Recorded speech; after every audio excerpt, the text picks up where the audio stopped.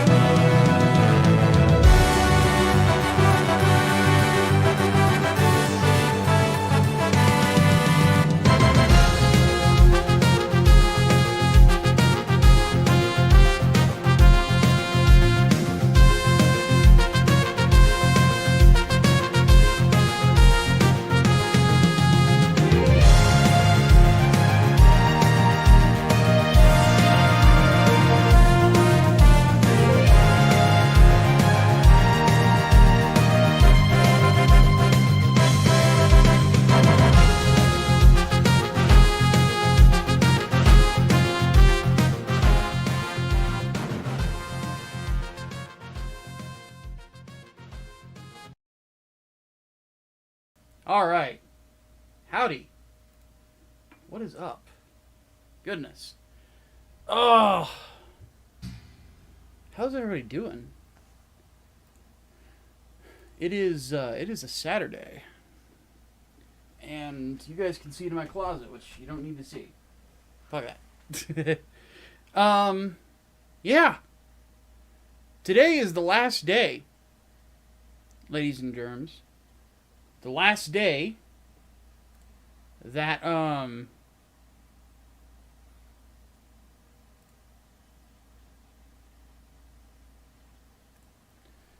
that we're building a gun tank. So one thing I did while we were off screen, because yesterday or last time I wasn't really feeling that great because of my back, I assembled it a little bit more.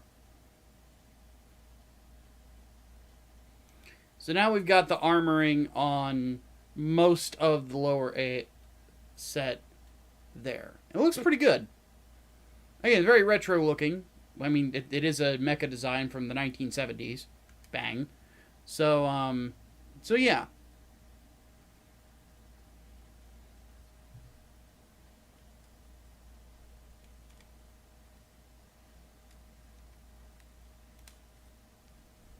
Those arms level.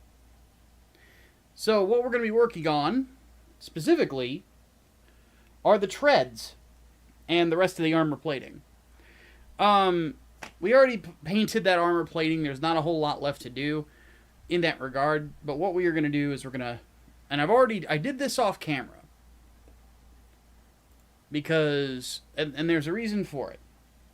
I don't mean to deprive you of more live stream, but... the fact of the matter is that tonight is SummerSlam.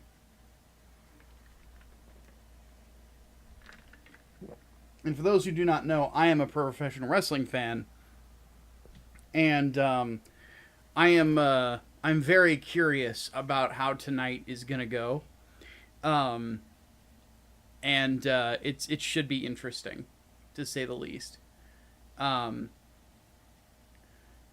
I am very, very stoked to finish this out and add it to the shelf. I already have space reserved for it, and then this little guy I plan on finishing probably tomorrow, and sticking him on the same shelf.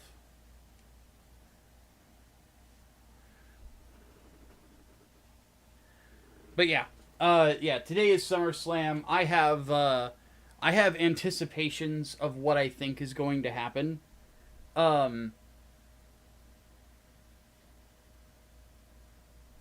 And I'm kind of curious as to how it's all going to go down. I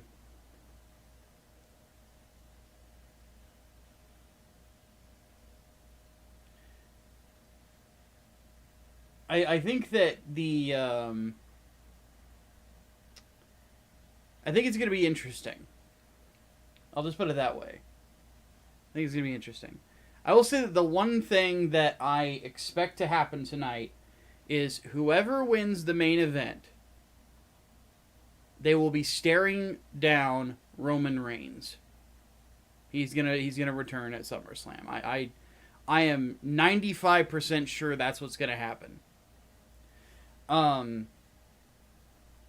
am of the impression that Cody Rhodes is going to hold on to the belt. But you never know, man. They've been pushing Solo Sikoa pretty hard. I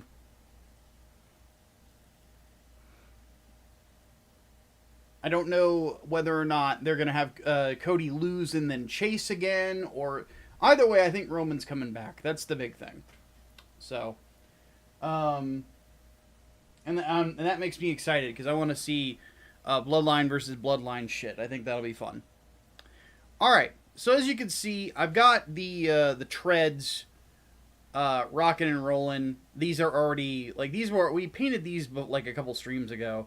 I just painted the wheel wells on them like just about an hour ago. So they're assembled and ready to just snap on.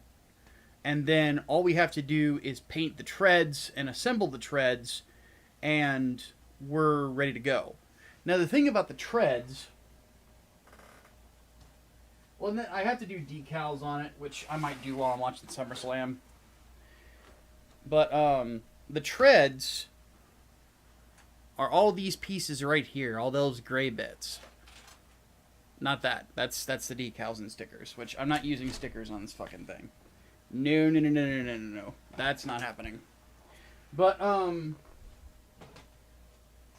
it's going to take a minute to do these because each tread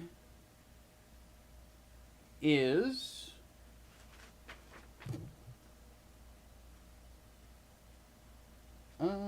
38. 38 of those links. So, when Master Grade gets specific, it gets very specific. The big thing for me that I don't see myself using these decals. Let's open them real quick. Use something sharp to poke a hole so I can rip this open easily.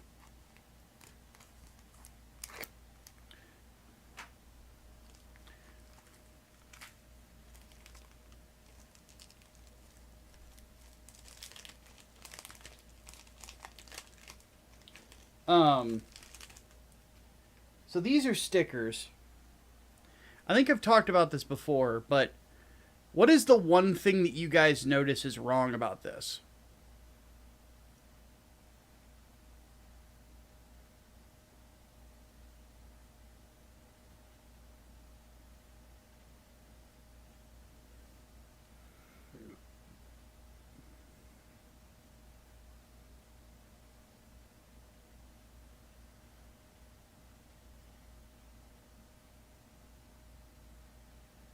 Anybody?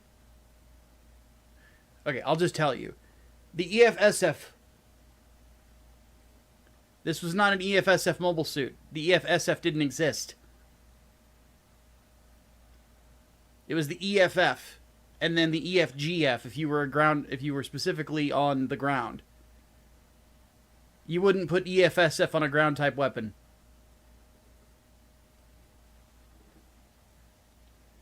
And yeah, it's stickers, so it is cheap. So, and I won't be using the decals either because they have the same fucking problem. It's all EFSF stuff. The only ones that are correct are those 3s and the long-range support. But these weapons were barely deployed in space. They were almost always deployed on Earth. So the whole military was not under the auspices of the Earth Federation Space Forces until after the war, not before it. In fact, I think it might not be until after Stardust Memory. So it's really weird that they do that. I don't know why, but it's a thing with me, so I'm not going to use those decals or the stickers. But granted, my Gundam 3.0 and my gun cannon has decals on it. So I will probably try to find decals that are better. In fact, let me look online real quick. MG Guntank decals. So here's the G rework. A lot of the same shit.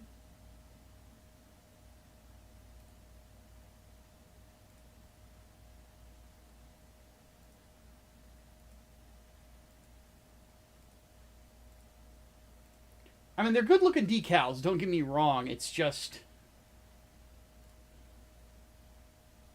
it doesn't really, no. It ain't right, goddammit.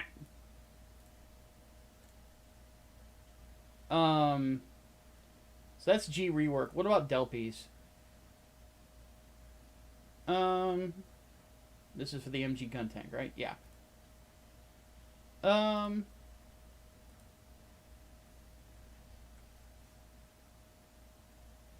These are a lot better. Because there's no EFSF stuff. Well, yeah, there is. It's right here on the cannons. But you can skip that.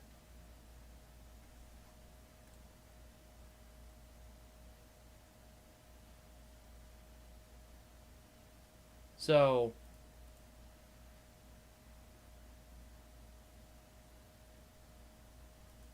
look at this again.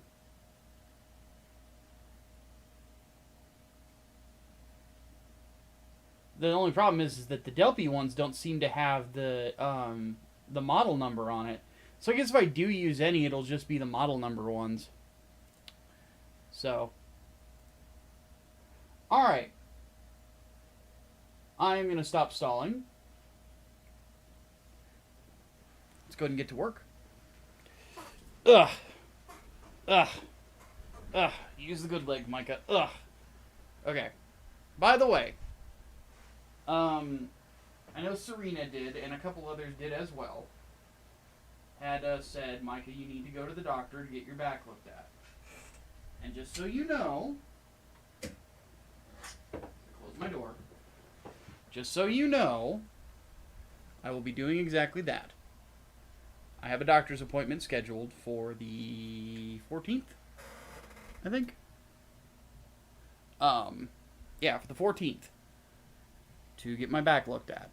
And we're going to see what's going on with it. And whatever the doctor says is what we're going to go with. Hey, brain. What is up, dude? But yeah, whatever the doc tells me, I'm going to go with it. If she says surgery, it is what it is. I will just have to make some life adjustments. I will have to talk to some family members, because if I have back surgery, I'm not going to be able to walk for a decent amount of time, and I live in an upstairs apartment with stairs inside the apartment. So I have to talk to family about maybe moving out for a while. You know, staying with family until I recover, saving up some money, getting a new place. You know, I've been thinking, admittedly, for a while about moving somewhere cheaper. Which, by the way, like, I don't live somewhere expensive, you know, or that expensive, in all honesty. But, you know, my family lives down in the country, and they can get decent internet connections. So, and I make enough money where I could pay to help with bills. So it wouldn't be the worst thing in the world. But I'm hoping that's not the case. It seems you guys are too, which I appreciate. Also, so I can see you guys a little bit better, I'm going to move my headphones. There we go. And I'm also going to do some microphone adjustments, so apologies. I just want to make sure that this is level without being all goofy. There we go. Okay. We're good. Ugh. Excuse me. So what do we got here? We have the treads. Sprayed with the steel paint that I use. As you see here, they do in fact... Oh, there we go. They do in fact rotate.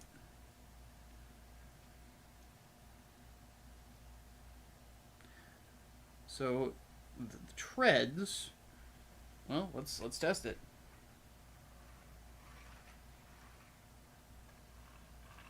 Hold on. You can hear them. So they work. All right. Earth Federation Engineering, ladies and gentlemen.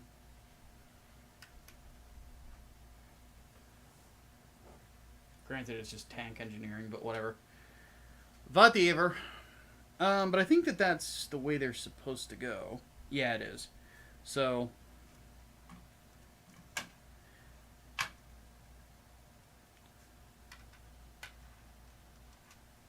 one goes like this, one goes like this.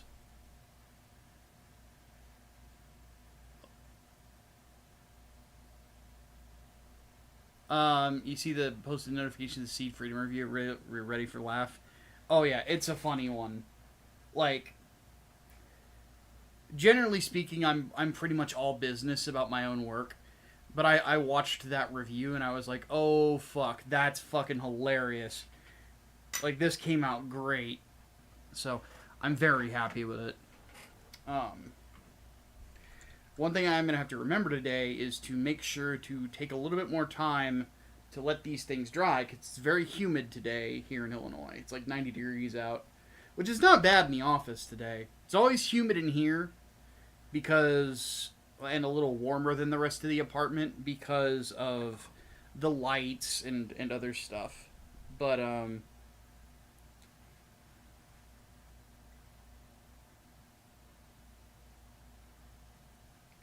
it's not too terrible.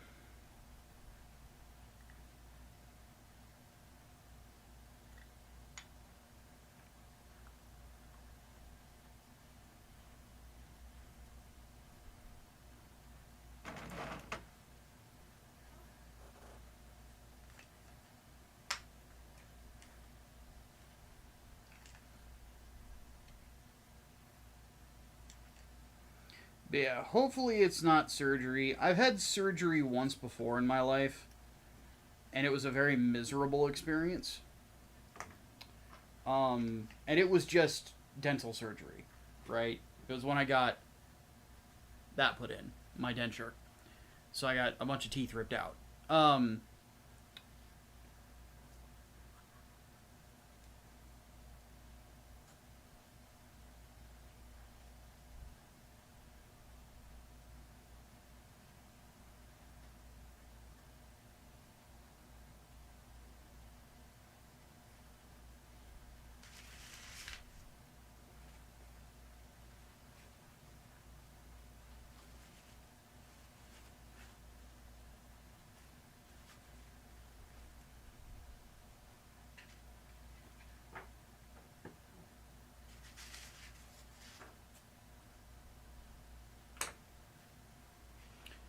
But, what was I saying? Oh, I wasn't really saying anything. Let's go ahead and get started. Ow. Ah. Here we go.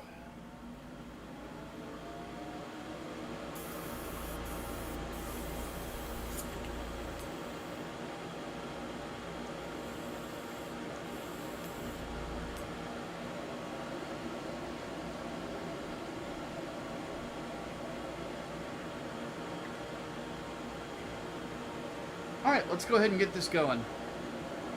So we can see everything alright. We're well lit. Let's rock. Just give these a quick spritz of primer.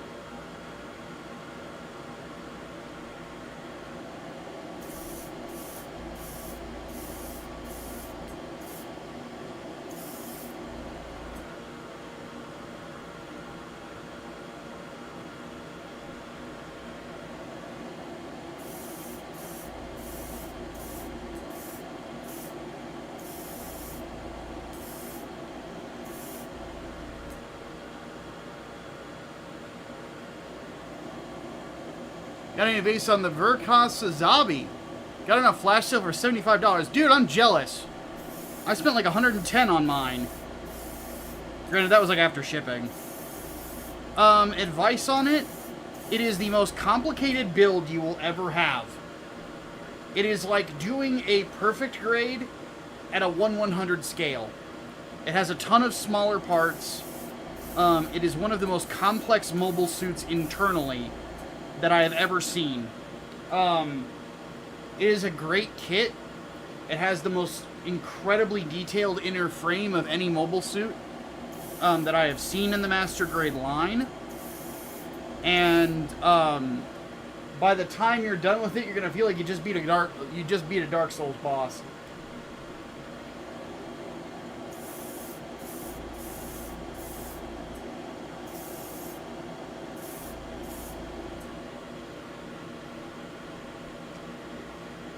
Because it took me... Now, I candy painted mine. So whenever you candy paint something, it's going to take longer.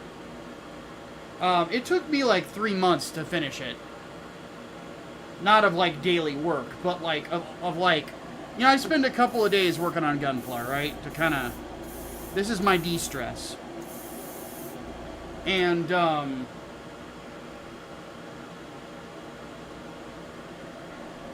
I was like paranoid about getting it all right.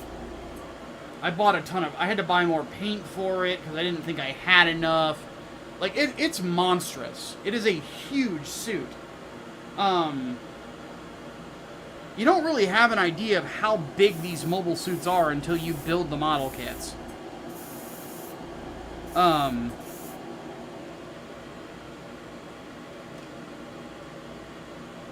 So I would just be prepared for the long haul. But if you do it right and you take your time to make sure that it's done right, it will be the pearl of your collection. Like, for me, the pearls of my collection right now are my Master Grade New Gundam, Verka, and my Sazabi Verka. And the Sazabi actually has a missing part, which is infuriating, but it is what it is, you know. But it still looks incredible, and you'll hardly notice it.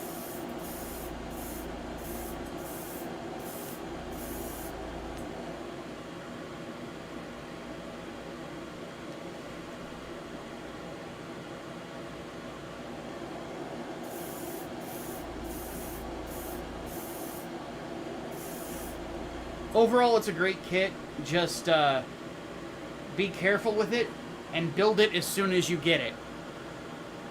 Because if you build it as soon as you get it and you lose a part, Bandai will actually have to send you a replacement. I built mine about 6 months after I originally got it because I was so intimidated by the goddamn thing. And, yeah. Goes without saying, I'm very, very pissed off about, the fact that I can't find that part anywhere. Granted, it's probably somewhere in my bedroom. I have not done, like, a teardown cleanup of my bedroom in probably a year and a half. So once my back heals up, I gotta do that. And then I will probably find the piece and it'll be perfectly fine. But yeah. Guntank is the best suit ever made, also Seed sucks. Well, the Guntank is definitely great, I will say that. And yes, Seed does suck. The Guntank is a pretty great suit, though. It's not my favorite of the Guntank line, though. I think my favorite of the Guntank line is the Assault Guntank.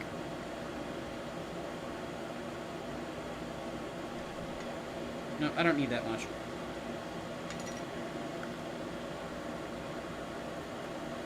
Well, either the Assault Guntank or the Guntank 2.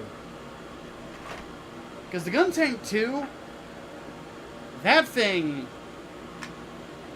doesn't really look like a mobile suit. It looks like just a weapons platform. Which is pretty dope. But you don't see it very much. Mostly because it's like that and the gun cannon kind of got phased out as time went on. Well, not really phased out, but they weren't as prominent, I guess you could say. They were still around.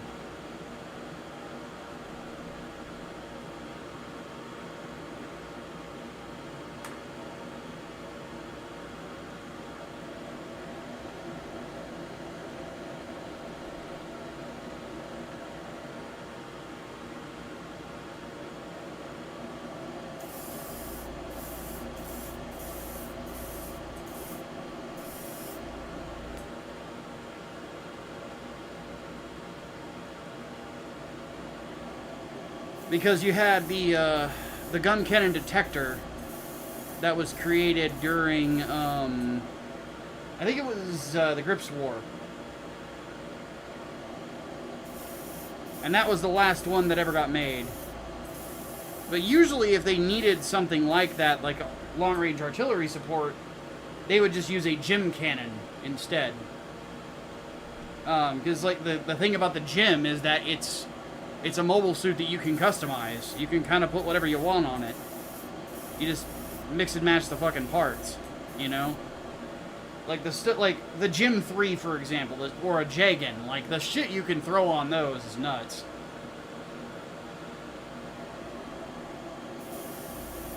I mean, that's all the Jesta is a hyper customized Jagan. It's just got so many new parts on it that it's basically that's the only thing that really makes it a new suit. The interior parts are exactly the same.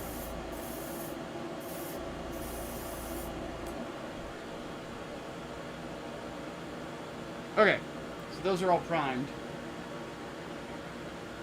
Ah. Your inspiration. Guntank is peak physical form. My inspiration hit the gym. It's the Guntank. Fair enough. Oh, goodness. It is a great suit, though. It definitely, to me, is like one of the epitomes of, like, retro sci-fi style. I just love it. I'm just a big fan of, like, the aesthetic of that time period. When it comes to mobile armors, which is your favorite? Oh, God. I don't really like mobile armors. I think they're a waste of time. Gun to my head. This is a cheat, but it's also true. The Nightingale.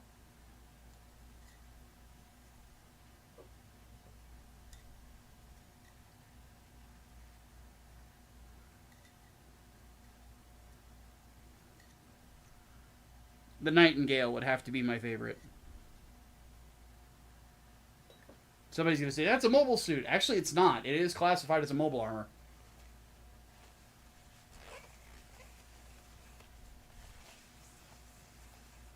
The Nightingale is a monster. It's a massive, massive, massive suit. It has a skeletal structure like a mobile suit, but it is armored and moves like a mobile armor.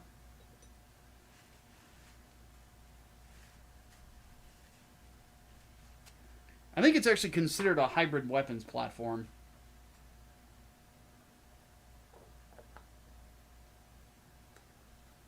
This is a Sazbi upgrade for Char. I actually don't really consider it an upgrade, personally. I love both the Sazbi and the Nightingale. The Sazbi is faster. That's the big difference. It's carrying a lot less weight. The Nightingale packs a wallop in regards to its power. Because basically, what the Sazbi is you take a Rick Diaz and you take all of Char's mobile suits. You take the Rick Diaz, you take the Gelgoog, you take the Hyakushiki, and you throw them in a blender. What do you get? You get the Sazbi. That's what that is.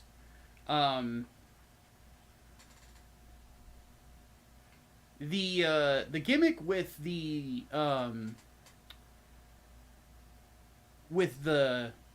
Nightingale is you take the Sazbi and the O and put them in a blender, and you get the Nightingale.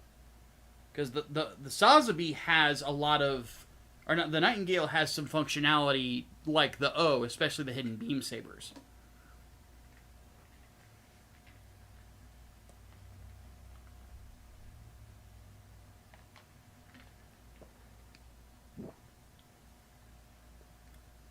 Nightingale certainly looks pretty intimidating. Oh, yeah. The big thing about it, and my biggest gripe about it, is that it's a big target. That's the problem. It's a big fucking target. Two of these did not get primed. I missed them. So, we're actually going to pull them off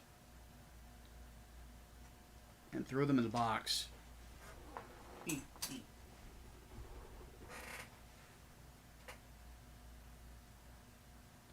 And then once we paint these, we're going to snap a couple bits of more armor onto the Guntank, and then we're going to finish the threads. But yeah, the Nightingale is a big fucking target. That's its biggest problem. For anybody who plays GBO2, which admittedly, with all my gripes with the game, I still play it from time to time, I have the Nightingale in that, and I get fucking monkey stomped anytime I use it, unless I'm in a map with a lot of cover. Because the first thing people see when they see the Nightingale is they open fire. Everybody on the map opens fire on you, and because you're so big, and you don't really have stagger protection, you get stun locked to death very quickly. Whereas, like, if I'm using... It's sort of the same thing with the bell pepper in that game. You're so goddamn big that it's so hard to get out of the way of things. Maybe I'm not remembering, but I remember Gundam Wing had a Guntank equivalent. I can't remember the name. The Tragos. It's called the Tragos. The Tragos is a little interesting, though, because the Tragos actually has a similar functionality to the Dark Army, where its legs are tucked up into the mobile suit whenever it's on that hover platform. And it can actually ditch that and fold the legs out to be a normal walking suit.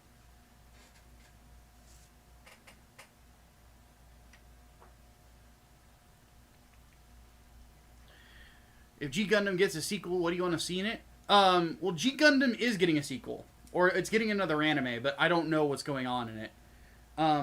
What I want from it is there is a Master Asia prequel manga. Do that. Just do that. Give us the origin of the Undefeated of the East.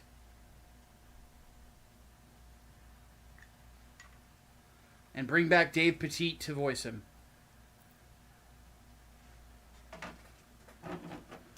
Because I honestly feel like Domon and Rain's story is over. You know? I'm like... I feel like that's done. You know, I feel like we've said everything we need to say. They had a really good arc. I want to see the fall of Master Asia. I want to see how all that happened. I want to see the Gundam fight that broke him.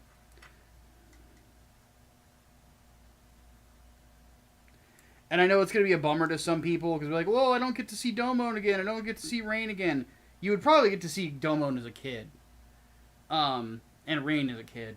And, Kyoji! As a younger guy. You know. But,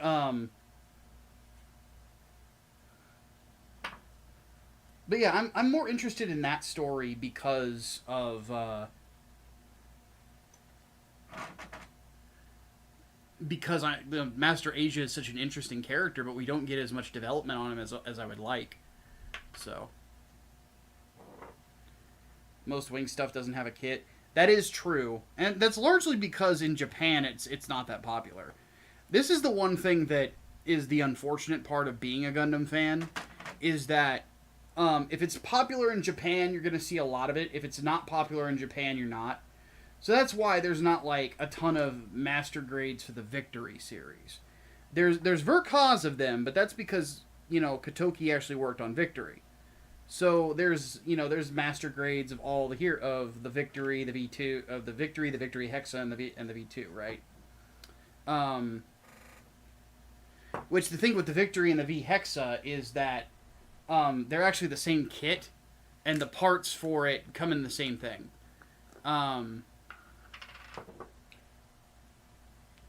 Which I have not been able to get my hands on because they have not reprinted them in a long time. Because I want a Victory and a V Hexa and a V2. I have apparently lost all of my late Universal Century kits.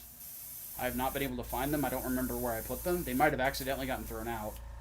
In which case, I lost my Crossbone Unit 3. Which is very upsetting because that's a P-Bandai exclusive. Granted, it's not an expensive one, so if it ever comes up again, I'll just buy it. But that's unfortunate. But anyway, none of the bad guy suits in Victory have 1/100s. None of them. Ow.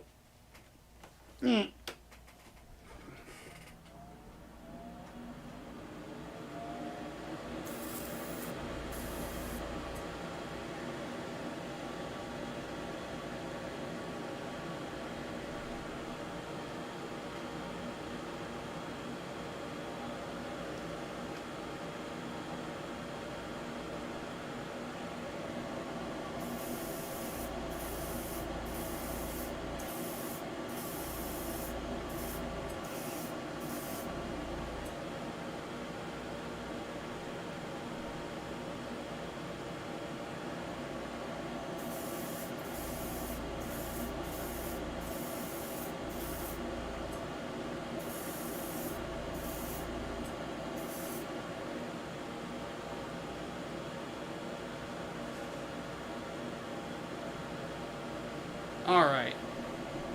About to start a Banshee Verka. Any tips on nub marks? Hold on a second. Let me paint this little piece real quick, and then I will show you what I do.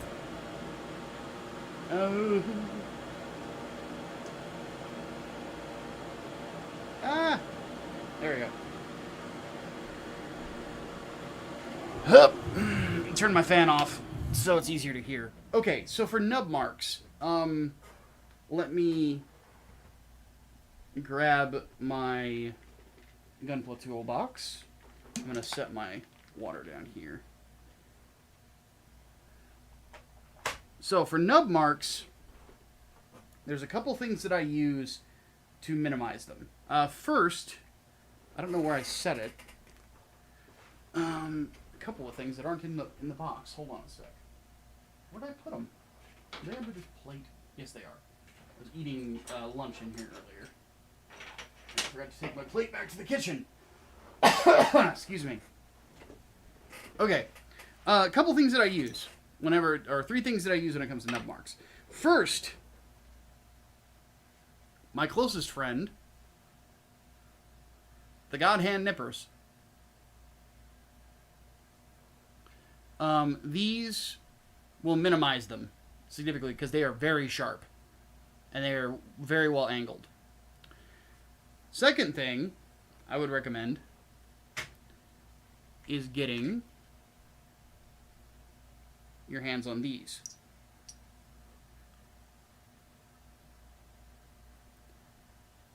These are razor glass files.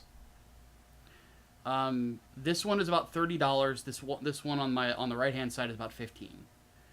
I have both of them because this one on the right hits angles and spots that this one can't because it's too fat. These are your best friends when it comes to removing nub marks. Now, in some cases, there will still be a dark patch where that mark used to be.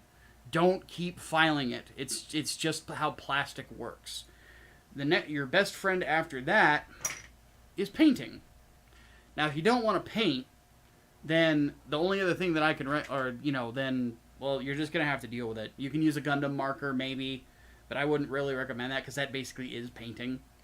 The other thing that will help remove nub marks whenever you can't get your eraser there is this.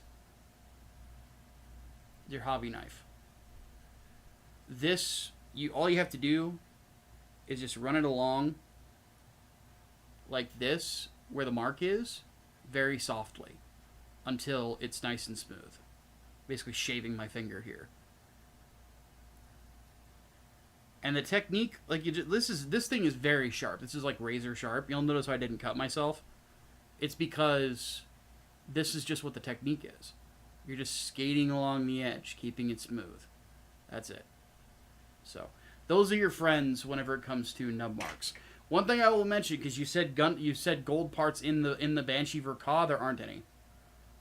It's blue and yellow. Let me show you, because I've got my my Banshee Norn here, which I plan on doing after the Sazabi. After the Sinanju. So here's the big boy, right? You can see Banshee Norn. This is the Banshee Verka with a big backpack. Because the Banshee Norn Verka, or the Banshee Verka, is meant to be Riddy's version of it, but without the Norn parts after it got upgraded by Anaheim Electronics. So there is no gold with this. Here's what your Psycho frame is going to look like. It's going to be orange. What is this?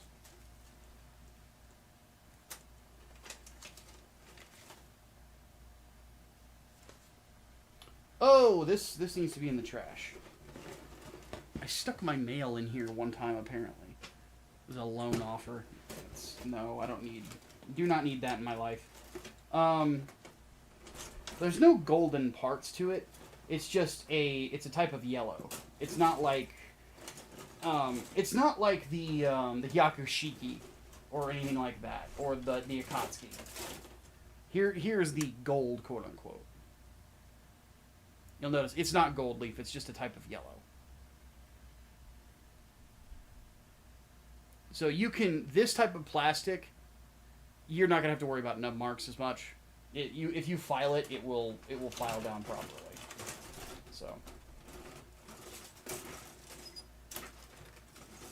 another thing that I have for it, holographic decals. So yeah, Banshee, you don't have to worry about that.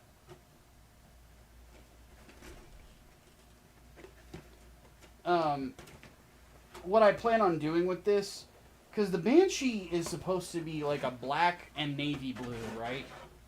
What I'm going to do with it is I'm going to paint it metallic black first, and then I'm going to spray over it with clear blue, or with a blue crystalline color. So it's like a color shift.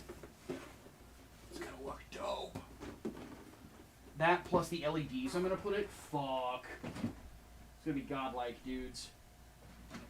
The Sinanju, though, that is going to go on my Xeon shelf. One of them. You are very welcome, Joel. I have built quite a few very successful-looking Gunplus. Very good-looking Gunplus, so, you know. I know my workstation's kind of messy. I do plan on cleaning this over the weekend. So what I'm going to do tomorrow after the podcasts.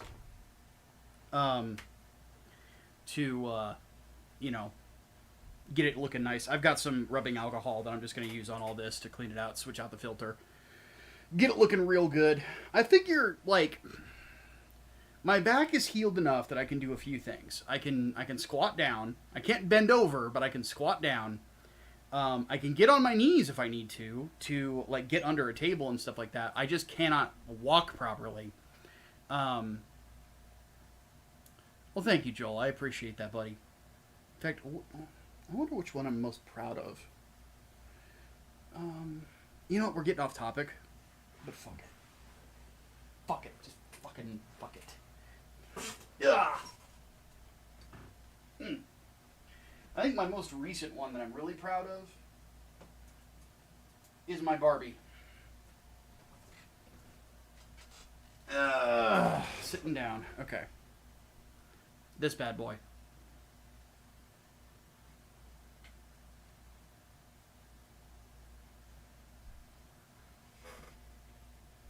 Look at that.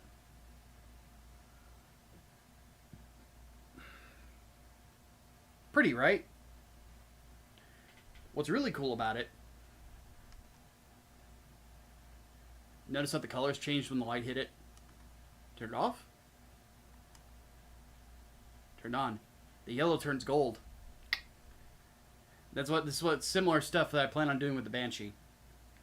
The other neat thing about this, it has holographic decals, but on top of that, it has one little thing that you can't see by just looking at it, unless you're looking very closely at its neck area. But if I go back here to the skirt, there's a switch.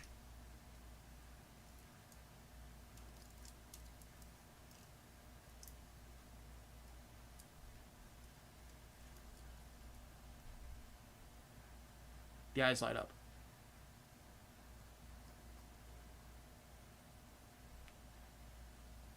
Focus.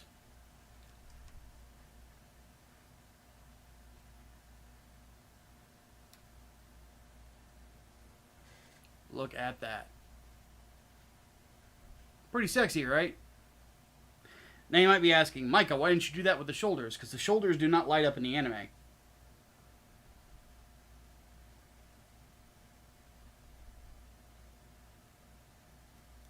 So yeah, came out very good. To give you a spin, here's what the gun looks like.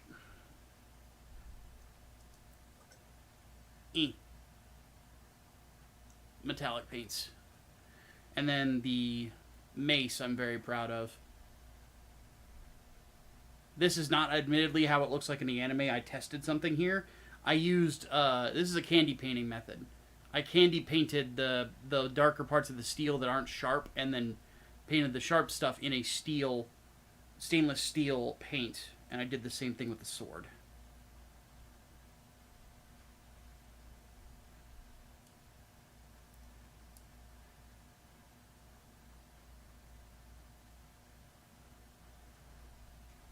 So I am very proud of this kit.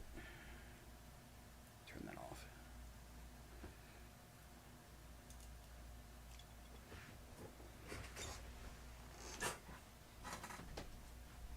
And yeah, you would never know with that Barbatos that there was an LED in it just by looking at it. But the rear skirting armor is quite literally the perfect size to hide the switch for the LEDs. It is literally perfect. I'm like, fuck, this is awesome. Okay, so those are painted while they're drying. Let's go ahead and get some of the armor here and do a little bit more assembly, shall we? So let's throw that down. Let's grab that, that, and that. You guys can't see what I'm throwing down. There we go. That.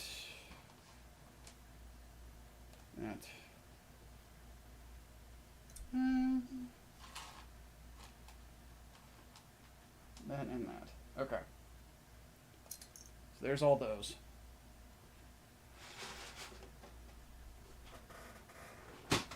Now. Yeah, I'm glad you like it, man. I spend a lot of time on these kits, obviously. I mean, it's taken me, what, 7 streams to get this Guntank done?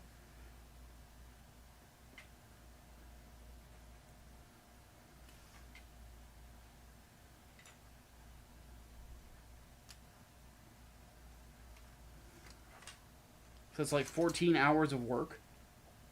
And one piece just fell. Hold on.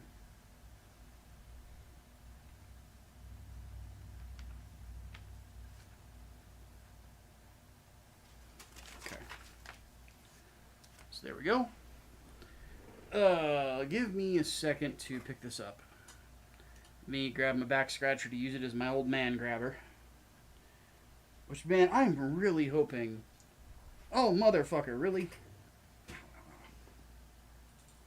I am really honestly hoping that I don't have to have surgery and I'm not stuck in bed with a fucking old man grabber hand. Oh my god. I mean, I know how to use them. My grandma had them because my grandma had paralysis in her inner spine. But it's not something I want. No. No, thank you. Loved my grandma, but don't want to have that disability. Okay, so let's grab our Guntank friend here. Hamburgers or hot dogs? Oh, burgers. Absolutely. Hot dogs are great too. Oh, Barbie's weapon just fell down. I'll get that later. Hot dogs are great too, but I'm of the opinion that hot dogs need a lot more to be really good.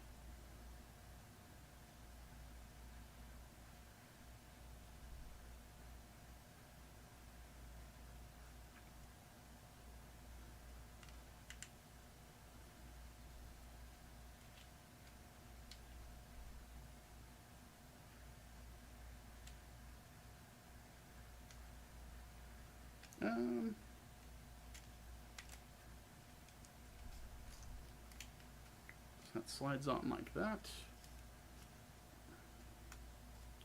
Get the other side. Perfect.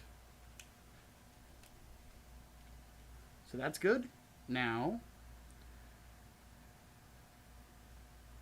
these pieces here act as caps.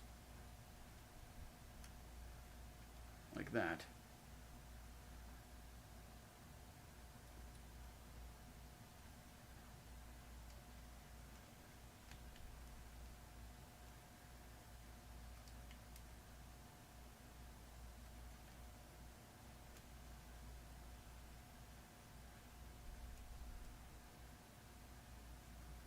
And then apparently what we do next is we take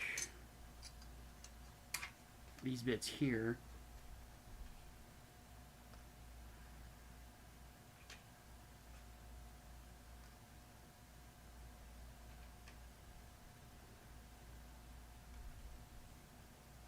Let's flip that like this.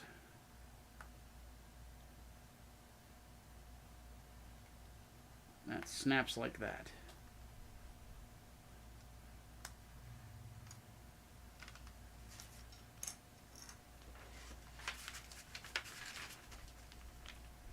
And then on the back side here, these snap on here.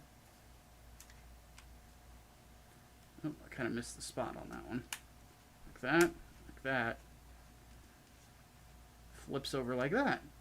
Yeah. What do you know? Making progress, huh? I love it. Okay. All that's left is the treads and the armor on the treads. So,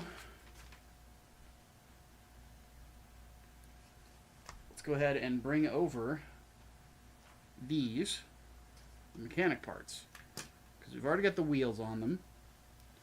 So this needs this part like this. And where does it go?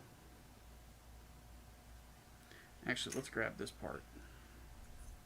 So this goes like so. Yes. And then let's grab it on the other end.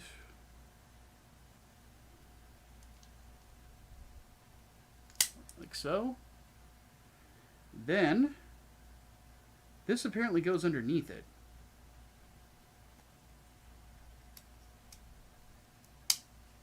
Oh, there you go. Perfect. And then this goes here. Same thing. One thing I love about this, you can see the metal underneath it. Ugh. Whew. Getting warm in here.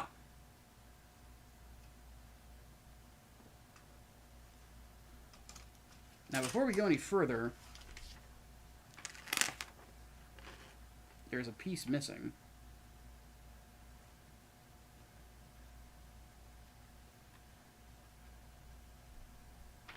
Aha.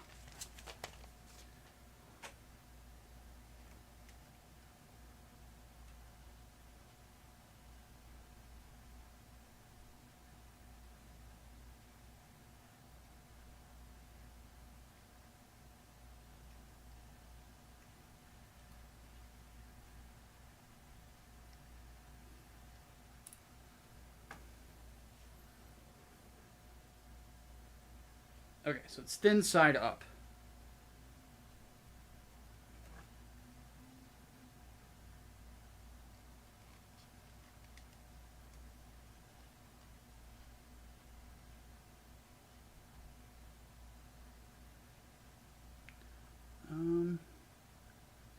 No, it isn't. It's like this.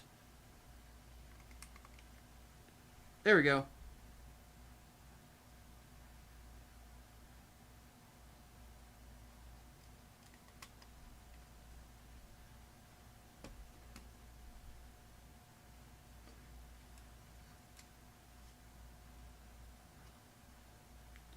Then this snaps on here.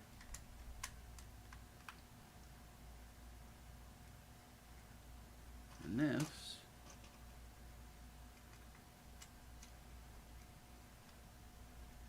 snaps on here. Look at that.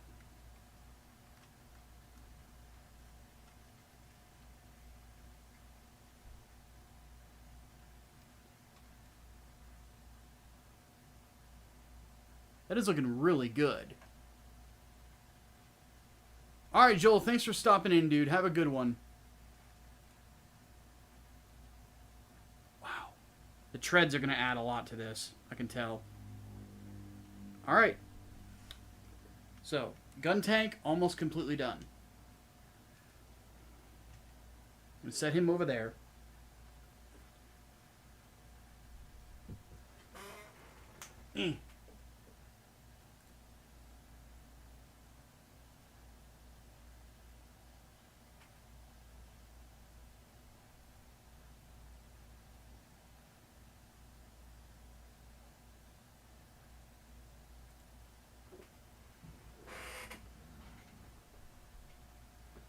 Okay. So, we didn't paint these yet. Let me go ahead and flip on the light. And the fan. Whew! Seed Freedom review is great. Also, the movie's plot is bonkers. Oh, dude. Yeah. It's so stupid. I love it. It is the dumbest shit.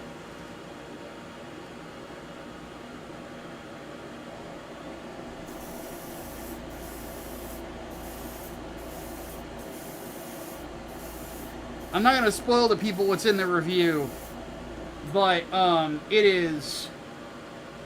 It's not... I don't think it's as brutal as my other Seed videos. I feel like it's kind of tame in comparison. But,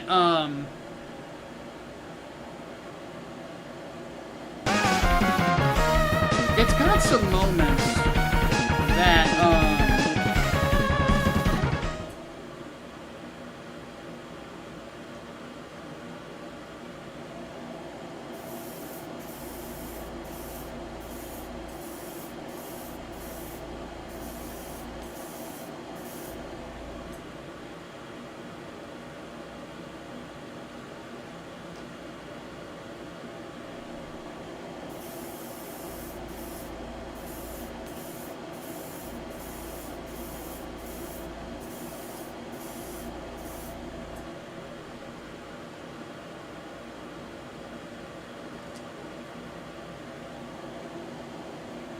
okay, that's done.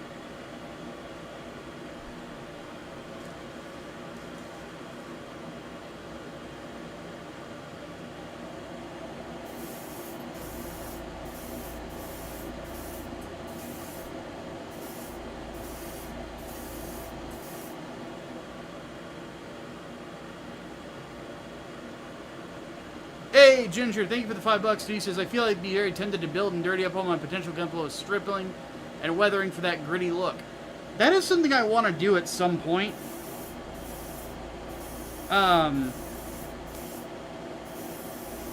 Right now, I tend to do these for shelf appeal. You know, that look of, you know, comic book accuracy or, you know, anime accuracy and all that stuff. I want it to look like it fell right out of the anime as best I can. I want to do weathering with dioramas when I get into dioramas at some point, which I very much plan on doing. The tricky part is that, though I want to do dioramas, at some point I also want to have pets. So, it's kind of hard to have a couple of cats around and a diorama, because they will get into it and sleep in the middle of it. So I kind of got to figure out what I want to do there.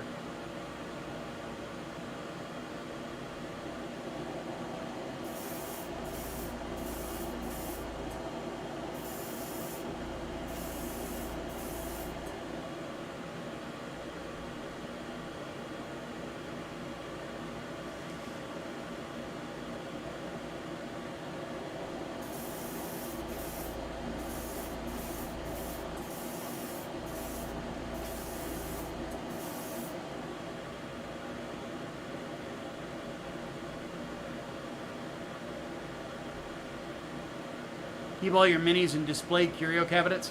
That is what I will end up switching to whenever I get a place where I can have them.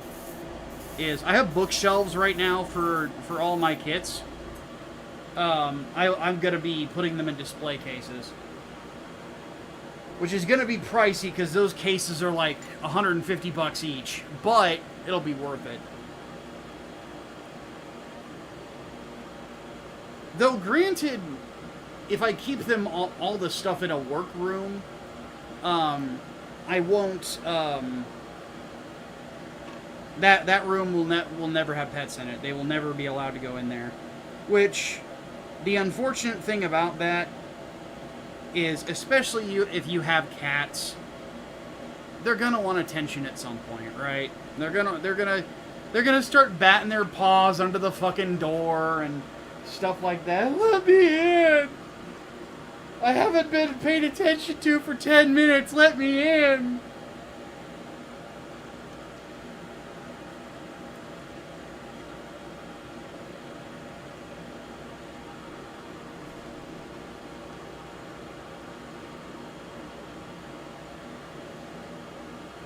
What I love about animals, well, pets specifically, they're social creatures, usually. Well, if you get mammals, reptiles don't give a fuck. We talk about how cats kind of like tolerate existences. Nah, that's reptiles. Reptiles tolerate your existence.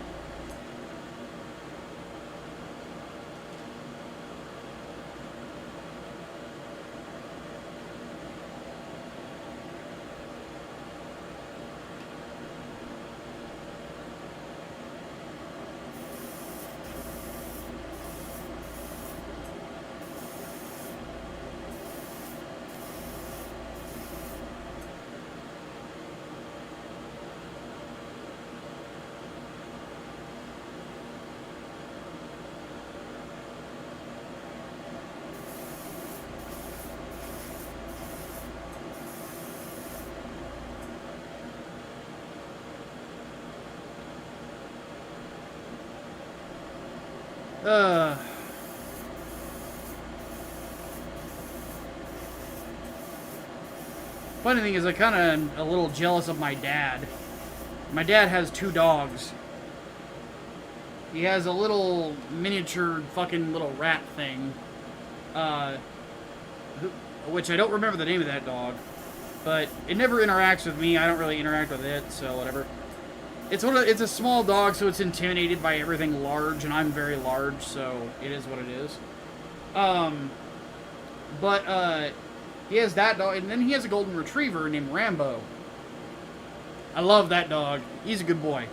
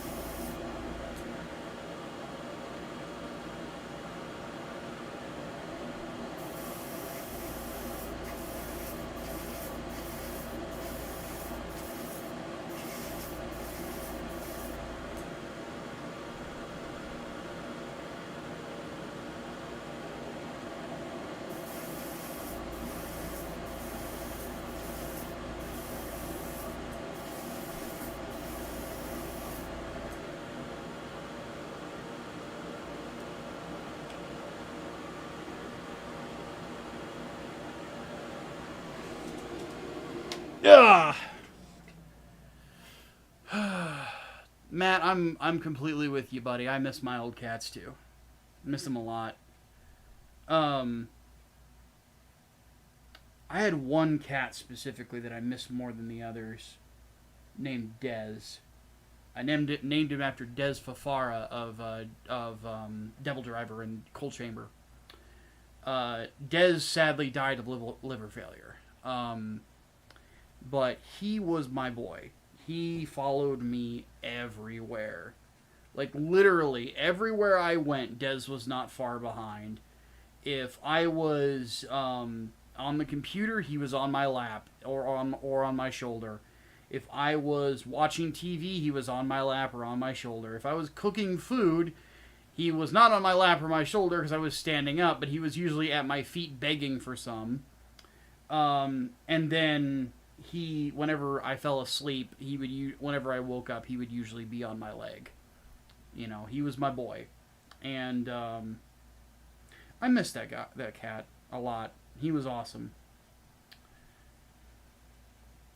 So yeah, I get it, you know.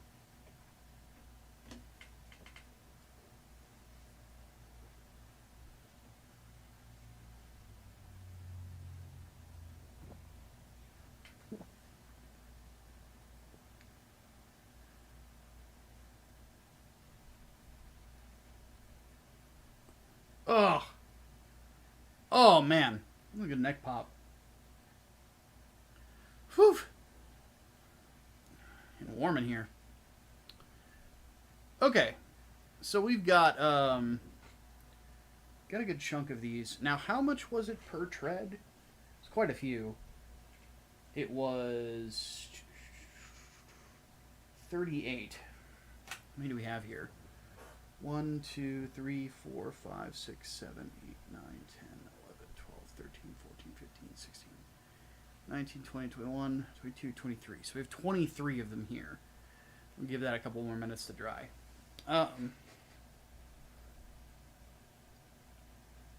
But yeah. Thing about Dez, he's in a better place now. You know, I am one of those weirdos who thinks that all dogs go to heaven. I will completely freely say it. I have a feeling I will see him again someday.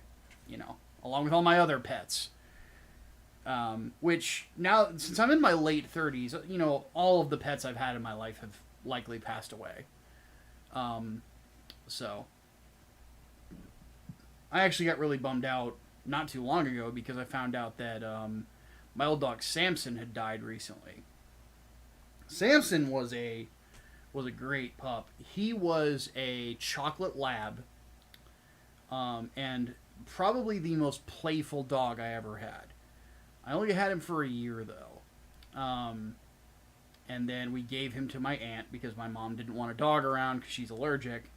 We had him. He was staying outside, but it was just Illinois winters get so cold that keeping a dog out there is just not. Right, you got to bring him inside. It's not, and I went back and forth with my mom over and over again about it, and finally my aunt was like, she's just like, just let me take him. So Samson got to live a good life with my aunt, and I miss him, but again, he's in a better place, and I'll see him again someday. But oh, that's dry, nice. Okay, let's go ahead and start setting down our treads and assembling them.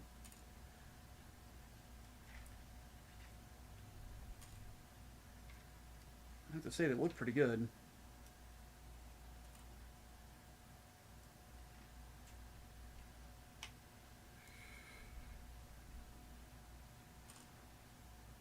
By the by, the next video after the seed one will not be the next deep dive.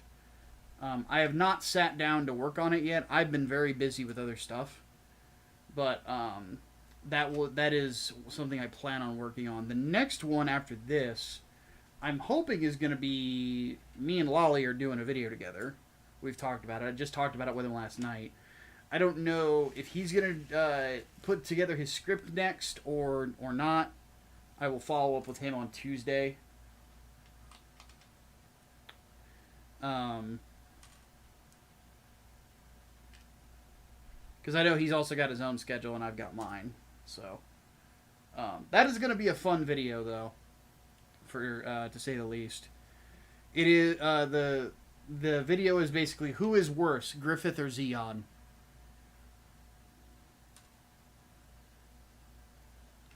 And we came up with some scripting ideas, along with getting a lot of the stuff for Cyberpop ironed out. Yesterday, we worked on the tiers for the campaign. We are going to be doing Dakimakuras for that campaign. I'll spoil it now. We're doing Dakis.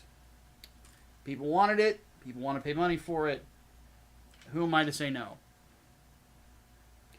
We're working on getting the art for them, getting the art for the t-shirts, for the other stuff, so on and so forth.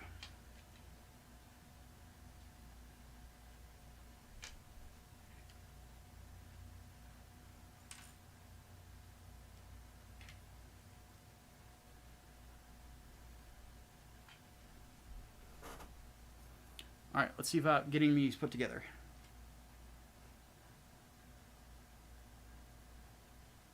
Just like this. Wow, that is stupid simple.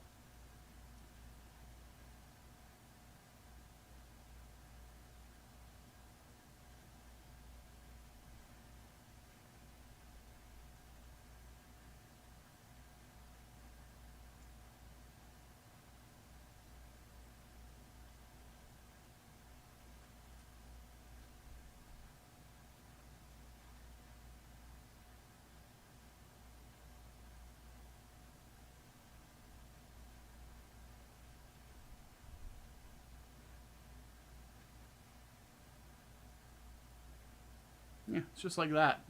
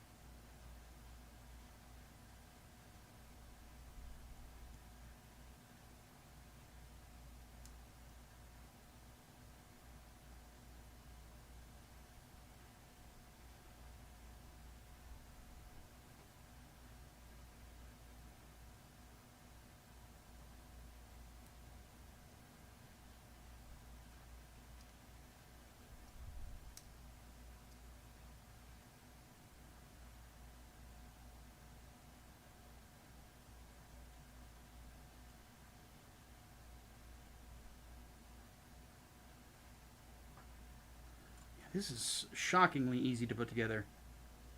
I'm loving it.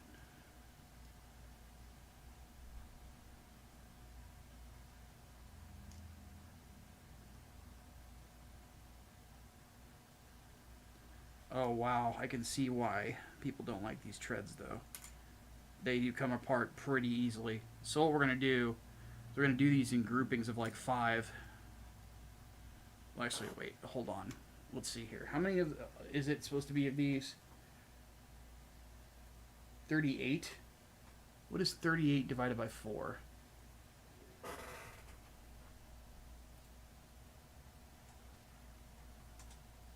$9.5. Okay, so of 9 links each. Actually, yeah, let's do that.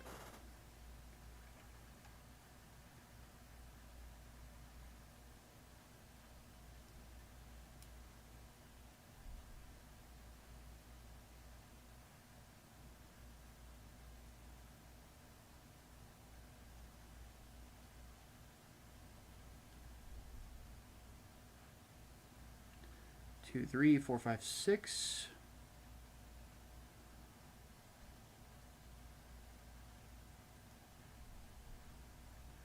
7.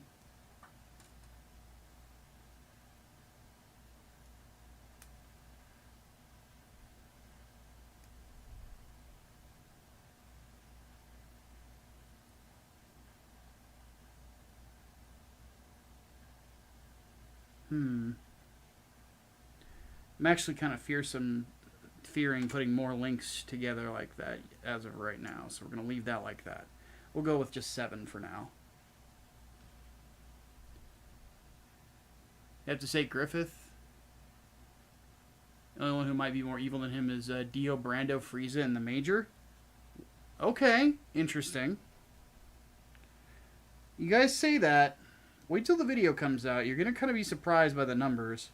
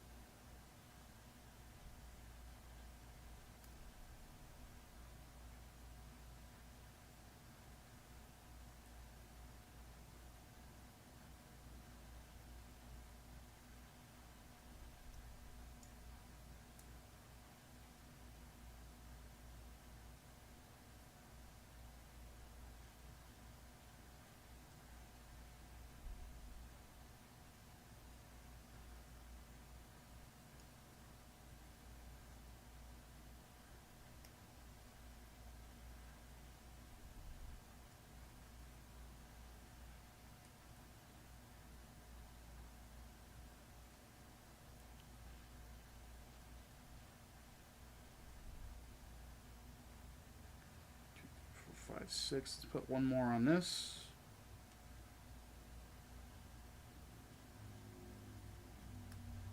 Seven. That one didn't quite clasp. There we go. You have to be very careful with these. You have to make sure they snap into place. Is it bad that you're getting pumped for a kit you don't have yet? No, I get pumped for them all the time, dude. I get pumped for shit that I get on P Bandai. I don't get those for 6 months.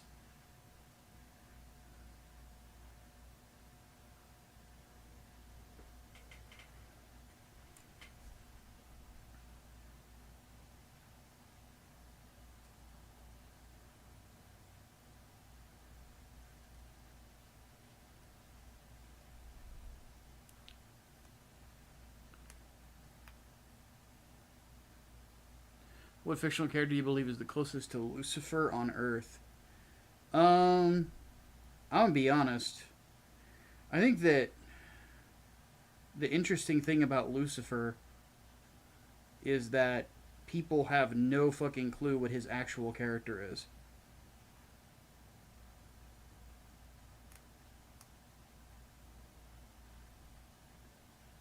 Some people think he would be like the Red Skull. Some people would think that he'd be like the Joker. Blah, blah, blah. Not like any of them.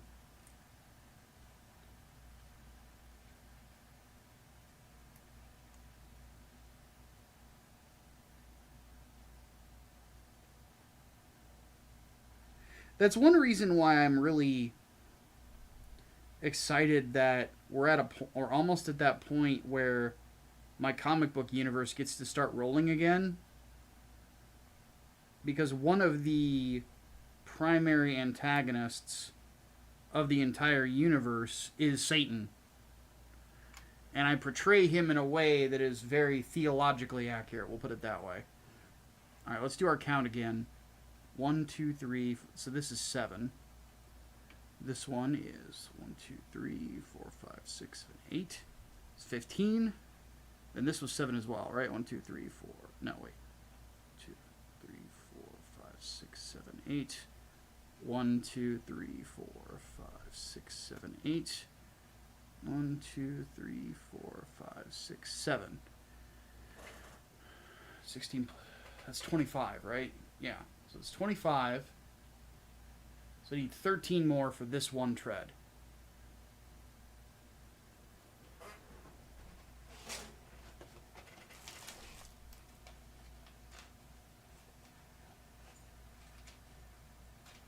Four, 5, 6, 7, 8, 9, 10, 11, 12, and 13. Perfect.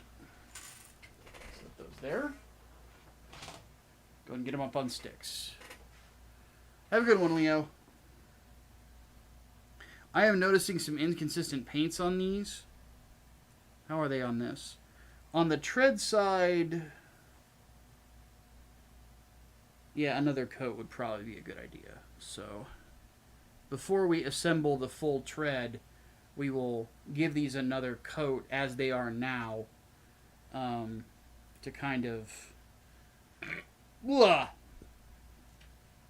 make it a little bit more cohesive looking.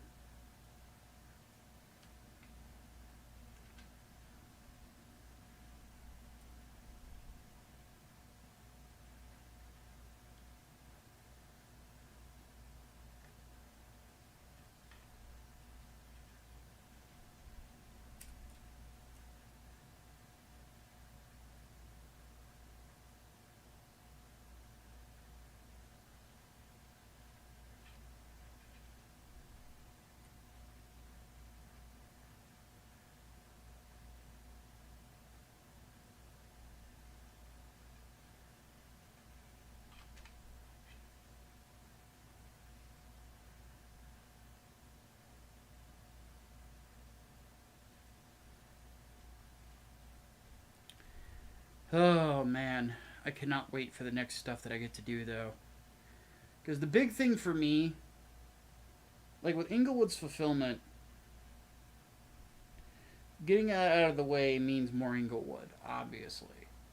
Getting Project Lazarus, or American Monsters fulfilled, means that we can,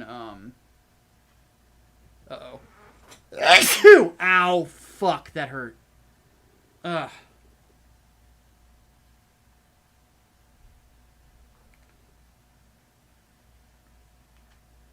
But with American Monsters, when that gets fulfilled, then we can start working on the proper Project Lazarus.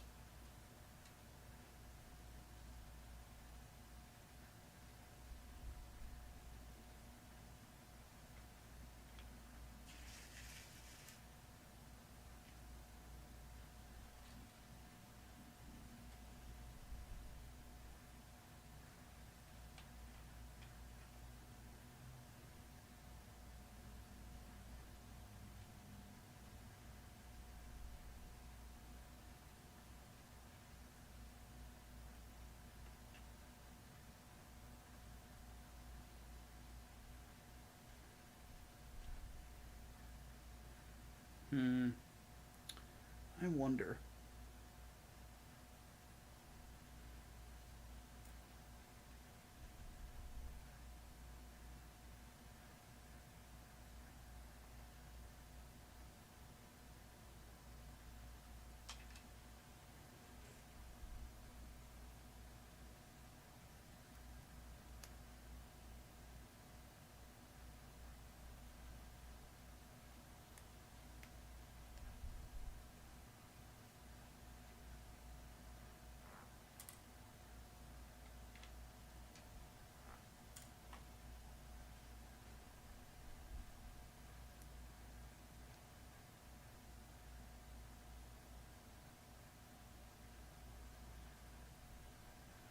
We're going to try something.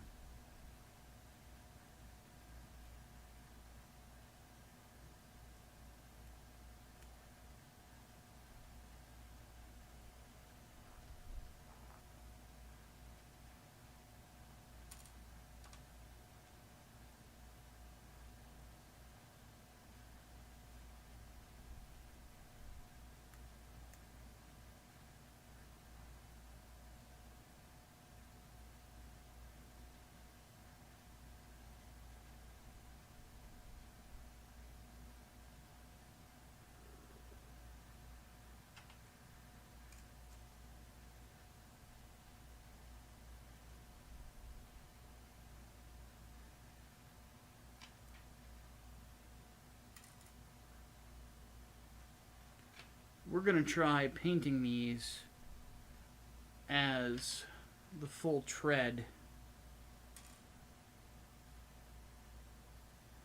or as assembled links instead, to see if that makes the process faster.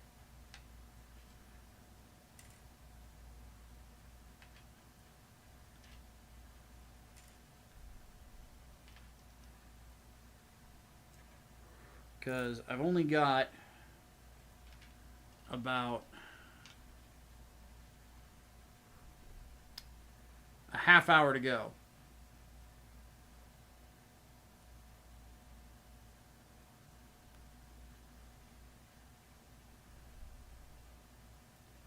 Ben, I absolutely have, and I am absolutely psyched. I really wanted a 6th Gears of War game, like a Gears of War 6, but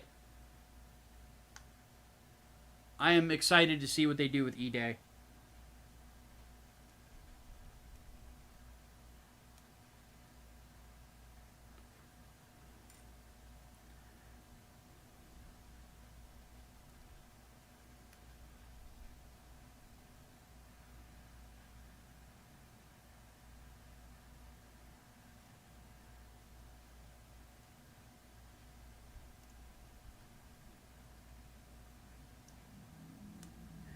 Because they haven't said much about it, they've just announced it, so...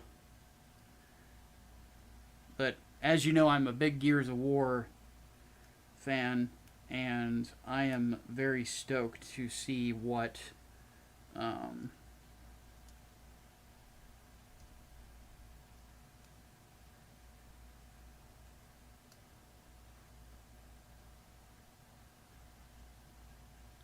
what they have to offer. Because I've been pretty happy with the Coalition so far. I don't see why so many people have had so many gripes about them. I thought they've done a pretty good job.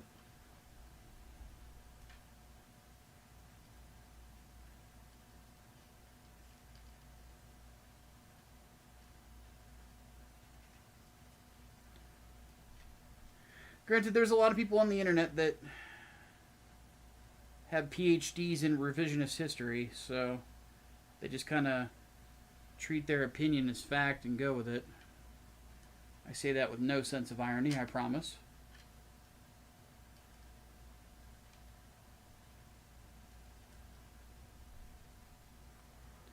Okay, I don't know if this is going to work, but we're going to try it.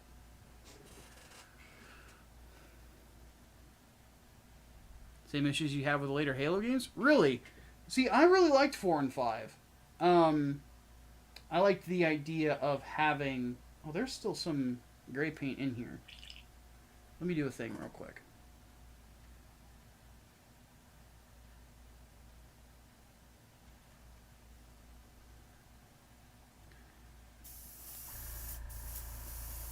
I'm going to get paint on my hands, but I really don't give a shit.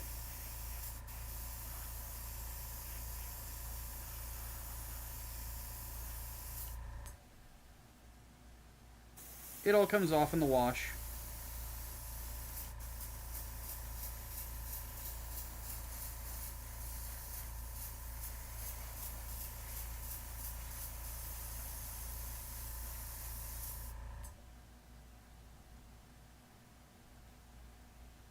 Oh, that looks good. That looks good. Yeah. Look at that. Nice and smooth. One concise color. I don't hate Halo 4. It's a decent enough epilogue, but 5 and Infinite are just not good. You didn't like Infinite? Really? I am in shock. I fucking love that game. Well, actually, let me be specific. I love the campaign. I have actually never played Infinite's multiplayer. So if multiplayer factors into it for you, then that's why we probably have different opinions.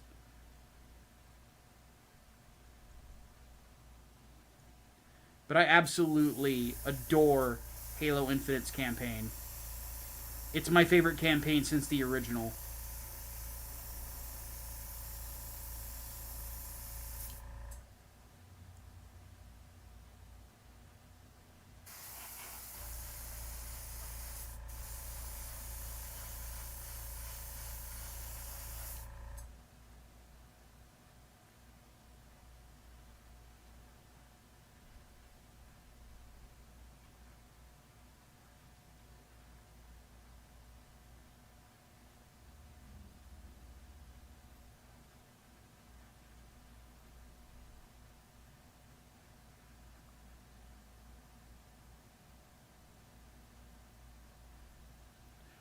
That I can agree with, Ginger, but on the flip side, like I never played 5.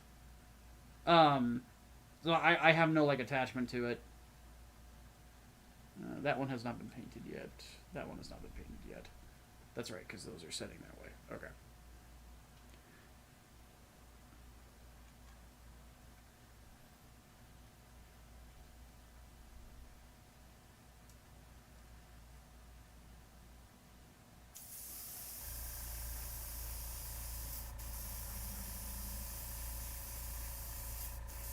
And I know that I'm doing this without it going on. Fuck it. I don't give a shit about fumes right now. I want to get this done.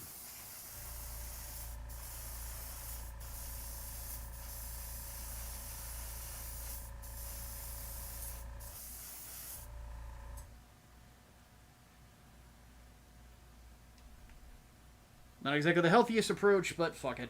Yeah.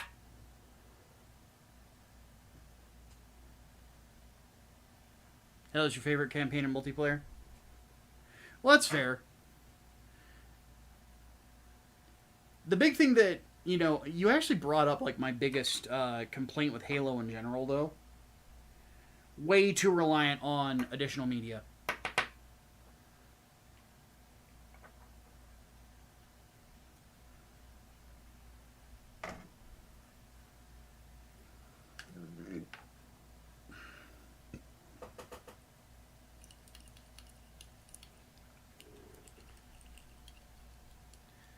Bungie had that problem forever, and 343 just kind of adopted it.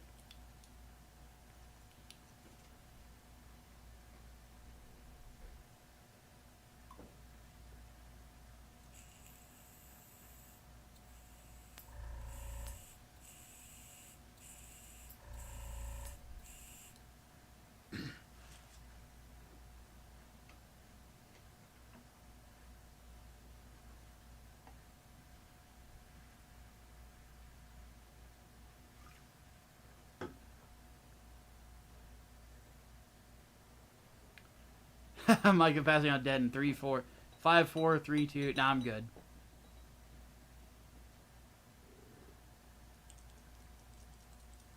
Gears sort of has the same problem. If I had read the novels, I had no clue who Bernie was in Gears 3. Yeah, Bernie is the one character that I think is true. You see her in the comics too. But everybody else, like, you can still get a grasp of what's going on.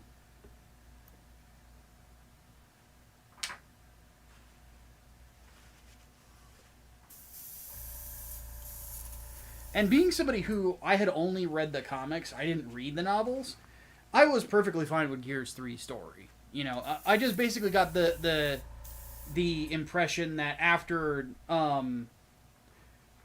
Jacinto got sank, the only option that they really had was to, you know, everybody go off into different smaller groups, because that was their capital.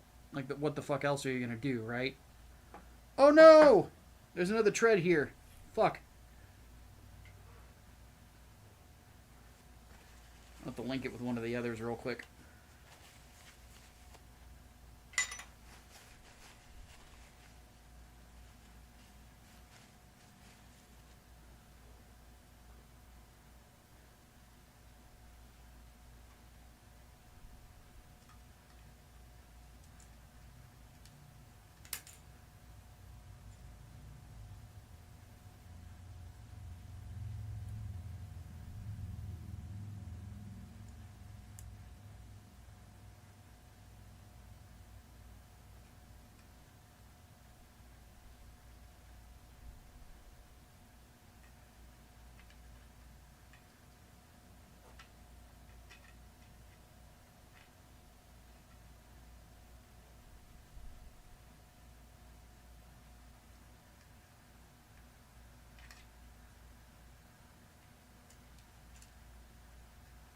Okay.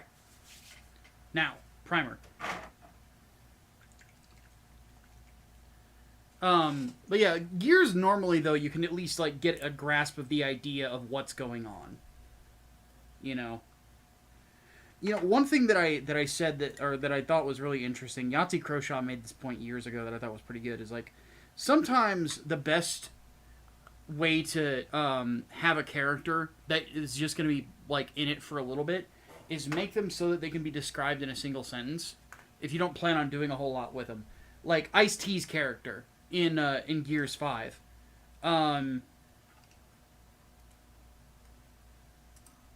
You could sum him up with the thing. Used to be a big emulsion dealer, and he's a giant prick. You know, bing bang boom, you've got him figured out, right?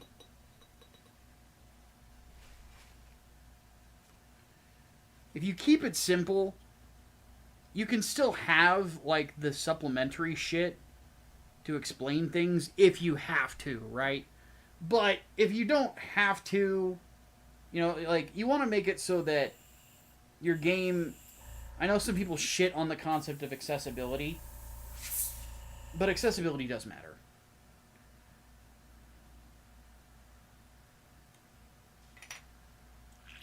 And it helps.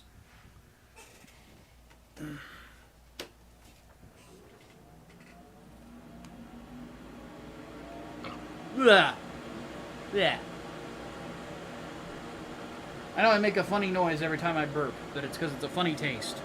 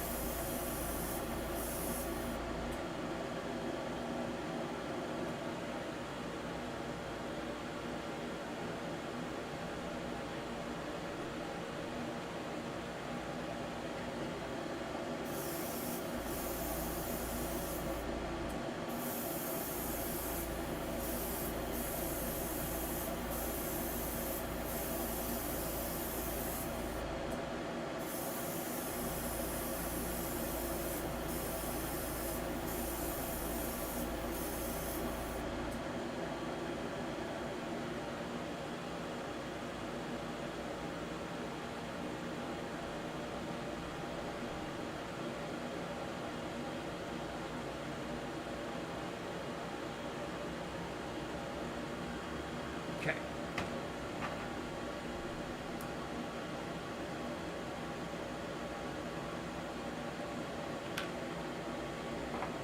But yeah, the whole thing with Gears, though, like, the one thing that I find a little aggravating is that we still don't have good PC ports of Gears 1, 2, and 3.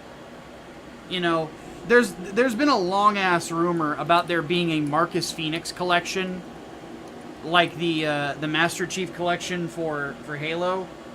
I don't think it exists. I think that they probably mulled around the idea. But the fact of the matter is, I don't think that they want the Coalition working on something like that for a long period of time. I think they would rather have them doing other things.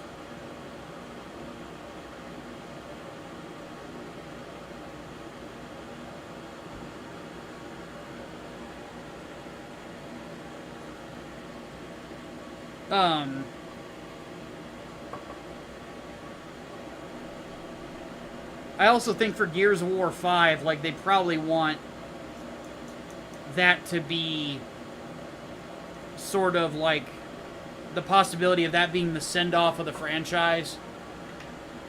Because effectively, like, 3 was the end in a lot of ways, but Microsoft wanted more, so Epic just is like, hey, people can fly, go make Judgment and fuck off. You know?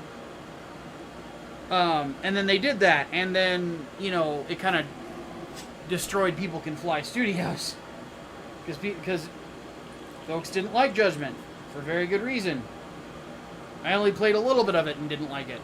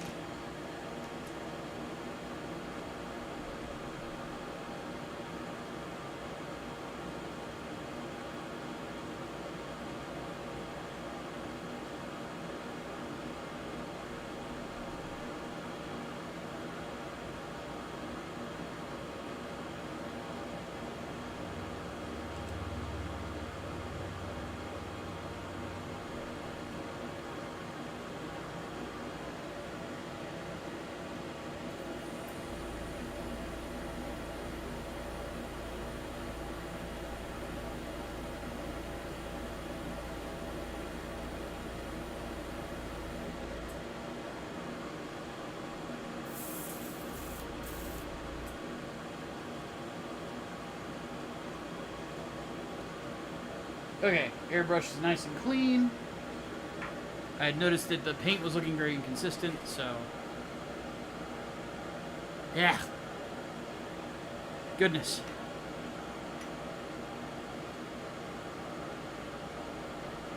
You know, oddly enough, now I want to play back through Gears 3. Talk about a fun video game, man.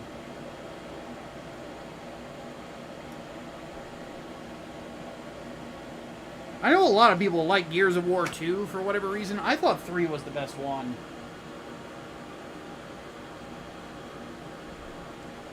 Though beating the Locust Queen on Insane, that was tough. That was as hard as ROM. Which makes sense, because like who was the Locust boss in 2? Scourge, I think? Scourge was like too fucking easy.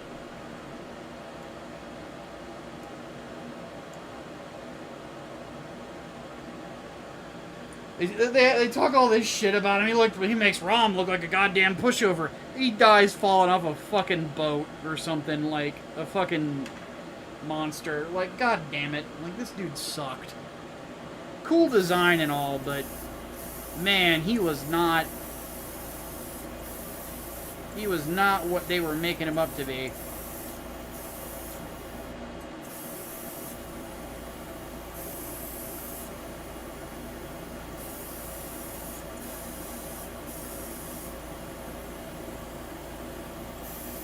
I would argue that Scourge might be my, like, the most disappointing boss in a video game to me. Like, I just think back on him, I'm like, god damn it. God damn it, Cliffy B.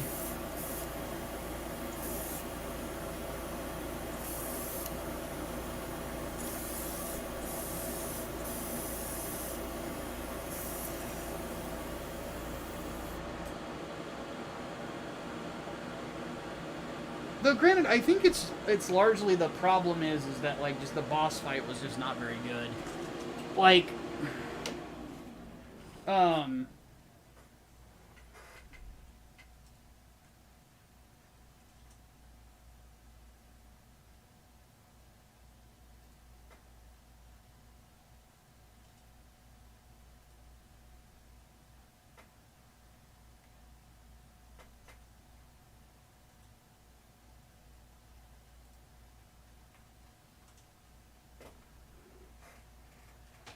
okay.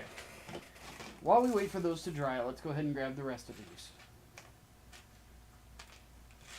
Because I actually think that this strategy is working really well.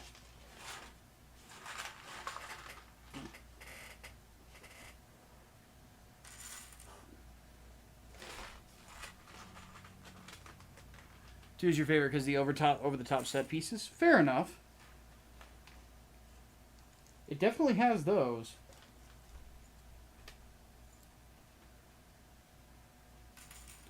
Three, I just thought had a really well put together campaign, and probably had the best character development.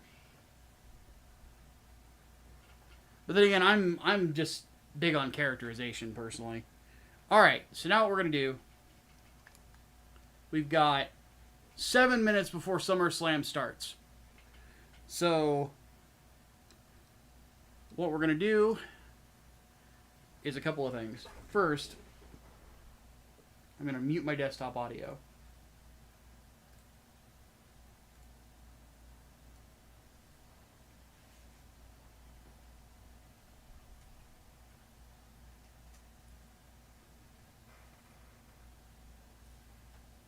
You will not be able to see or hear what is going on.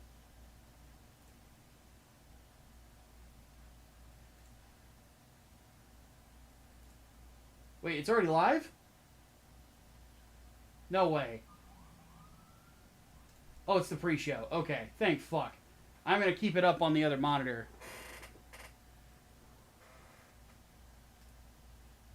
Oh god, they have packed a stadium. God damn. What is the capacity of the Cleveland Browns stadium? Does anyone know? I'm genuinely curious.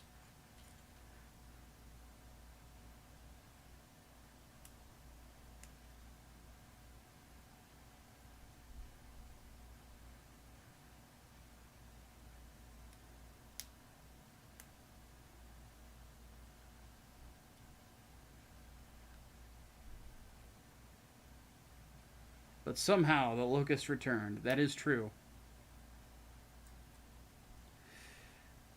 I mean, the one thing I will freely admit about Gears of War 4 and 5 is it was rather obvious that Microsoft was like, look, Halo is kind of in a state of flux right now. We need our other shooter franchise to start producing. So that is what happened.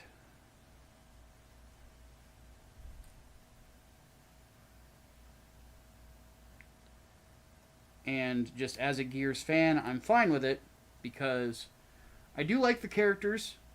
I do like kind of the way that the world of Gears has kind of evolved in some ways.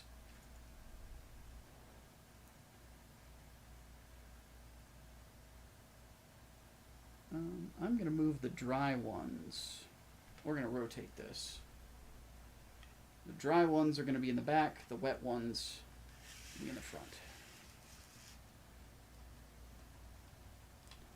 We're doing these in links of 7.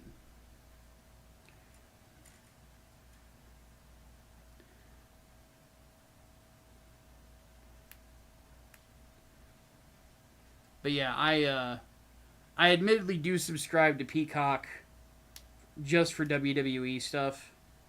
Because you think about it, Peacock's like $7 a month. There's actually a lot of good movies on there. And I don't mind the commercial breaks because it actually gives me a chance to like get up and stretch my legs and like take a piss or something like that.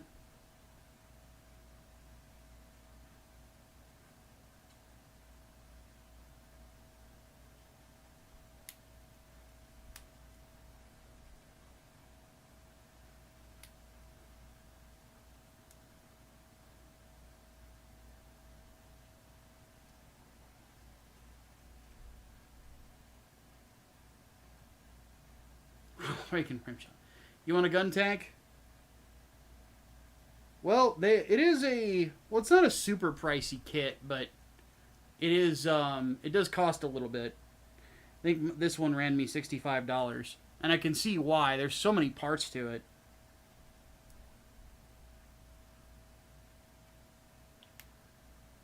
Now, let's see here. Oh, there's a advertisement for Alien Romulus. I'm actually curious if that's going to be good. The director of it is apparently the person who just directed the most recent Evil Dead movie, and I hear that that was really good, so I am curious about it.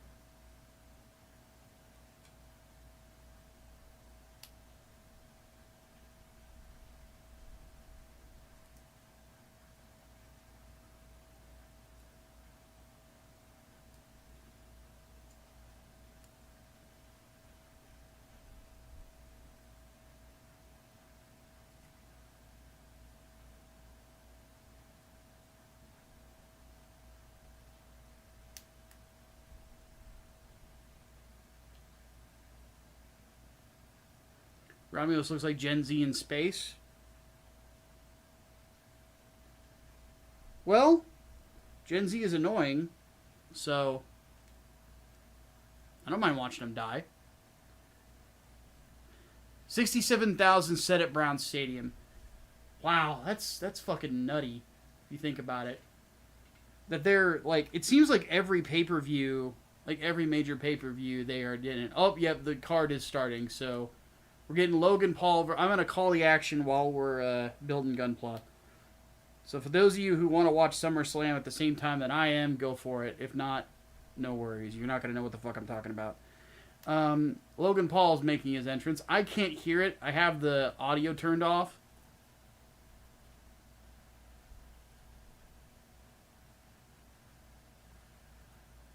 Is that Machine Gun Kelly? Really? And I guess he's gone back to rap.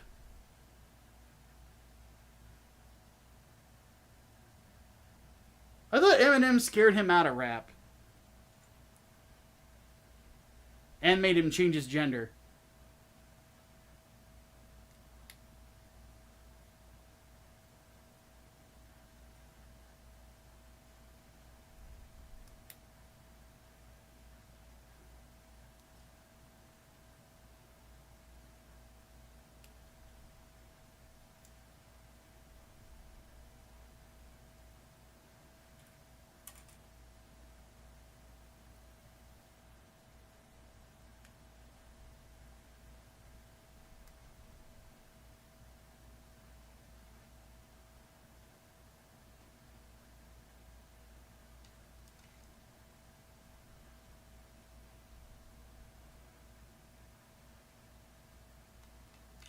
Oddly enough, that's one person in the music industry I'll never understand why he gets pushed.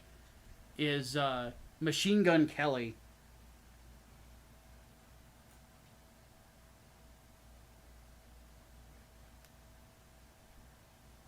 Never thought he was good. Then again, I don't really like most modern, if not all, modern hip-hop. I listened to Not Like Us, like, by Kendrick Lamar. And, yeah, like, okay, you're calling Drake a pedophile. That's a good zinger. But the rest of the song ain't that great. I don't think Kendrick Lamar's that good. Some people really like him. I'm not one of them.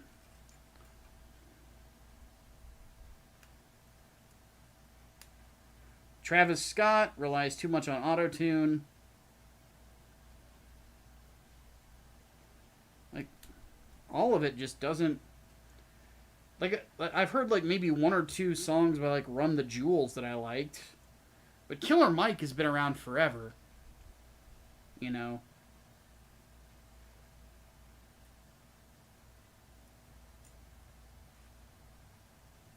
Ah, there's LA Knight.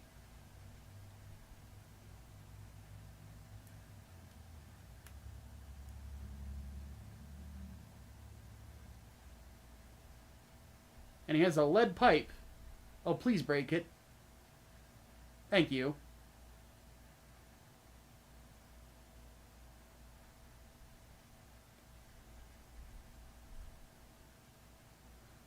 To give you the play-by-play, LA Knight just broke the window of Logan Paul's goofy-ass looking Prime truck. Also, I'm kind of I think that it's kind of funny that people think that WWE is gonna get rid of fucking Logan Paul because of him saying something on Twitter. Like, are you nuts?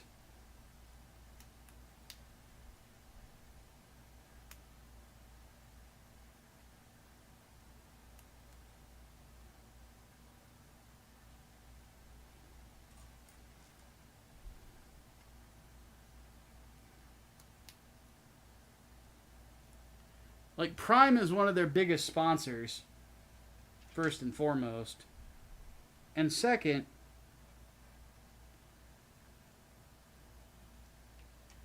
though he did get one thing wrong, that Olympic boxer did fail a gender test.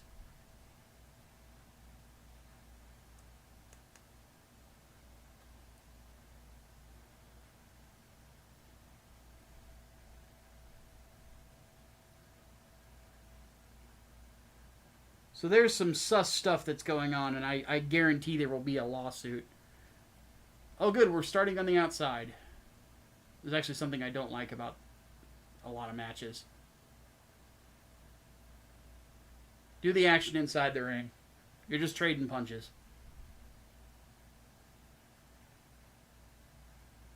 Though I do like Logan Paul selling the headbutt, as if he just got hurt himself, and into the barricade.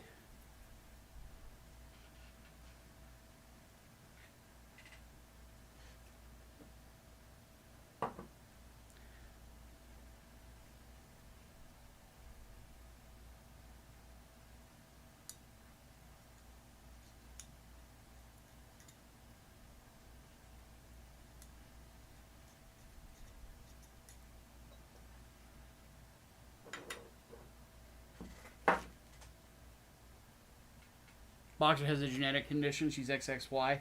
Yeah, and that's going to have to be a whole nother thing that they address. That's what I had a feeling was the case. Because she's from Algeria, which is a Muslim country. If she was trans, she'd be dead. They'd have killed her. So they're going to have to figure out, you know, what exactly they're going to do with that.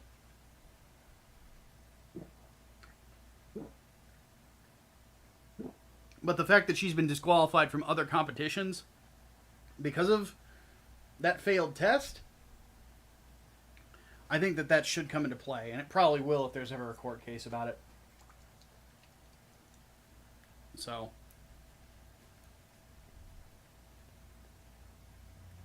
Which, if that is what they end up deciding, I can understand why people would be frustrated by it. Because it's not like... If it's a genetic condition, you're born with it. Like, you're kind of fucked. You know? Oh no, bad camera angle. I can see the fact that his head is not actually hitting the announce table. Oh, Jim Cornette's going to be pissed. Throw stuff at Machine Gun Kelly. Please. That's what I would do if I was a professional wrestler. And Machine Gun Kelly was ringside. I would just throw stuff at him. I just throw concession shit at him while singing the lyrics to Kill Shot by Eminem.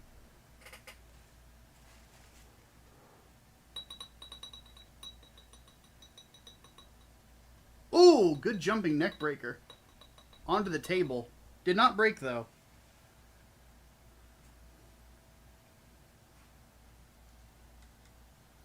Onto the announce table, I should say.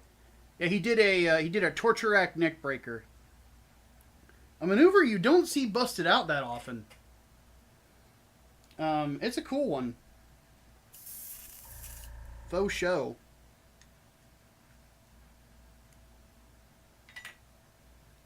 Alright, let's do this quick.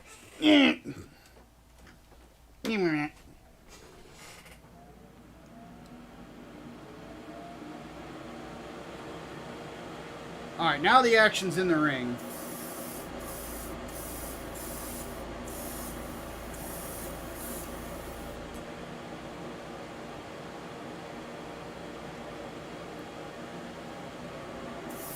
We're picking up the pace with the babyface on the offensive.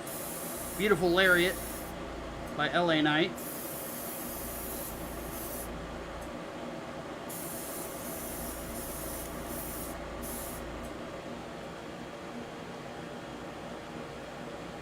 And it goes for the big elbow. Logan Paul gets his knees up. Right to the arm. Now let's see how it goes from here. Now, generally speaking, if you're the heel, you want to work that arm. And Logan Paul is a hell of an athlete, to say the least. Oh, yep, he's working the arm. Good! One thing that like, there's little things about the work in the WWE that I prefer over any other wrestling company, and it's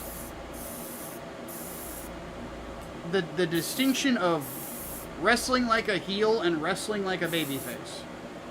There's not many people who get it. Like, if you watch a Swerve Strickland match in AEW, you know what you're getting every match. You're getting a Swerve Strickland match. But the problem is that I can't tell whether he's the good guy or the bad guy by what's going on in the ring. Same thing with Will Ospreay. With Will Ospreay, you're going to get a Will Ospreay match. But you're never going to know if he's the heel or the babyface. It is something I don't like about the indie/New Japan style. That you never know who the bad guy is. Except for certain guys. Didn't used to be that way. Like, Finn Balor, formerly known as Fergal Devitt, or Prince Devitt in New Japan Pro Wrestling. He knew how to wrestle like a heel. He was very good at it.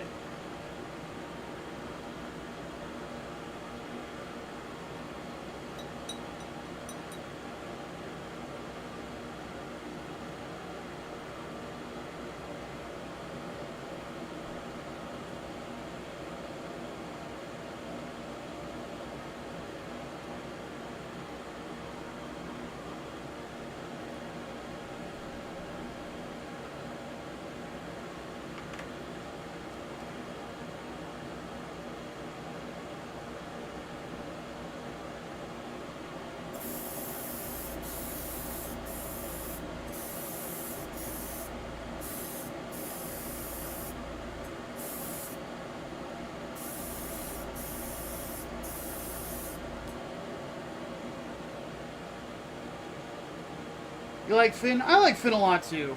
I really liked him in New Japan. I've loved his work in WWE. It is unfortunate that he didn't get to be the Universal Champion for long. We can thank Seth Rollins for that, because that's the guy who injured him.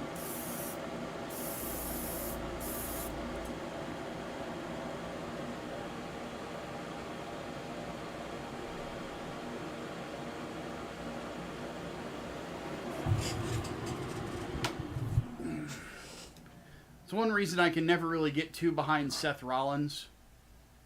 I remember the fact that he deprived us of a Finn Balor World Championship run. And he also deprived us of The Undertaker versus Sting. Because that would have likely been what we would have gotten that year at WrestleMania. But because he was unsafe when he was working with Sting in that world title match,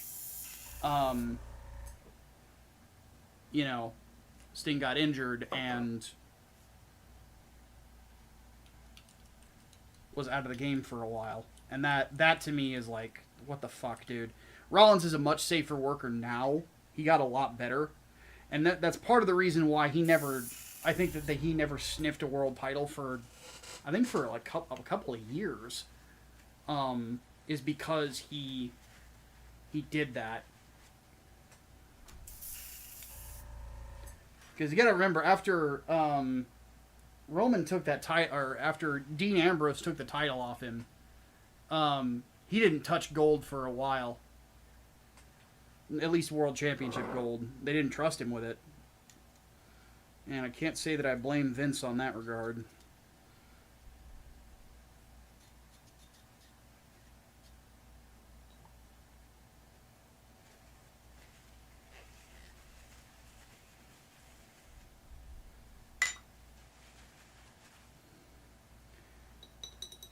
By the way, is it bad that I think that the Vince McMahon sexual harassment trial is probably going to be hilarious?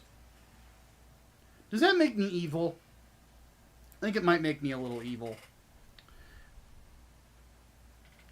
Because the big thing is like some parts of it sound a little ridiculous. LA Knight, yeah. Oh, wow. Springboard to the top. Elbow drop. Very good. Give me a 2 count. 2. Long 2. Yep. Perfect. This is a pretty good match so far. I'm not a big fan of them starting on the outside, but the in-ring action's been pretty good.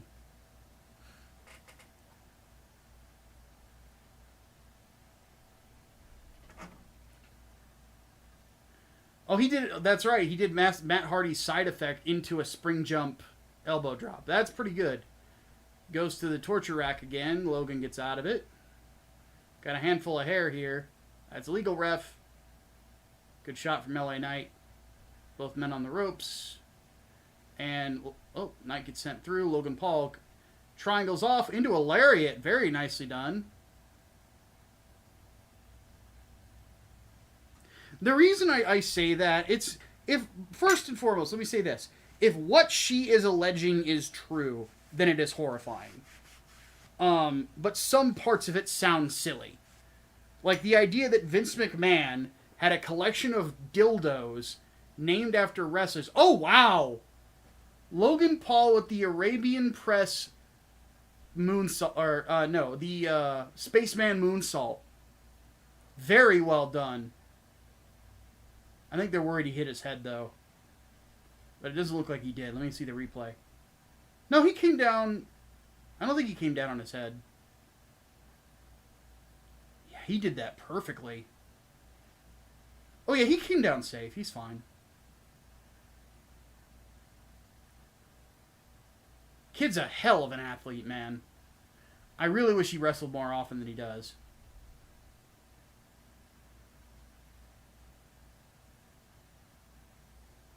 Goes to the BFT, backslide. Good counter.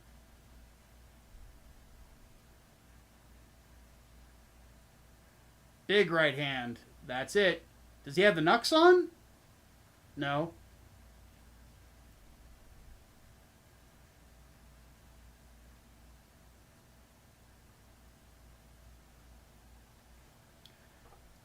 I actually feel bad for these guys. If it's humid in Illinois, it's humid up in Cleveland.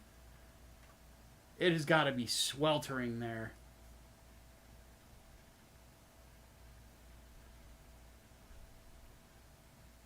That's the one thing about SummerSlam, man. Like, generally speaking, like from most interviews I have seen with wrestlers, they say you either want to be at the top of the card or the bottom of the card.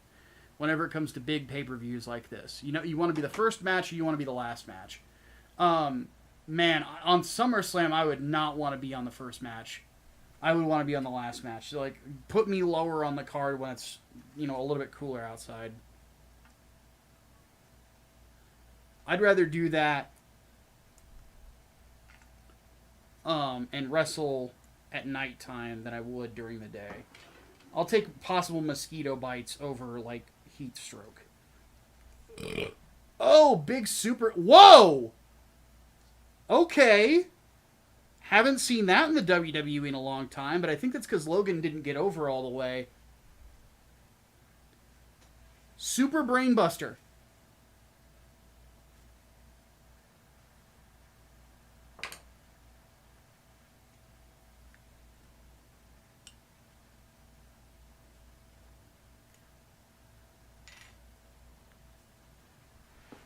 Let me look at this again. So, he got him... Yep, Logan didn't extend his legs out, so it was harder to get him over. So it turned into more of a brainbuster, but it doesn't look like he got hurt. Oh, rake of the eyes.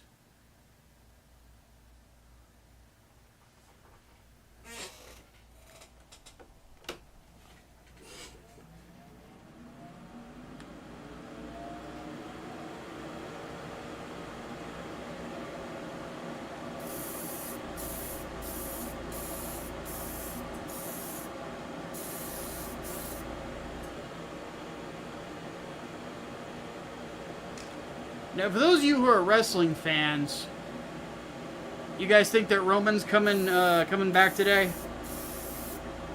I'd put money on it.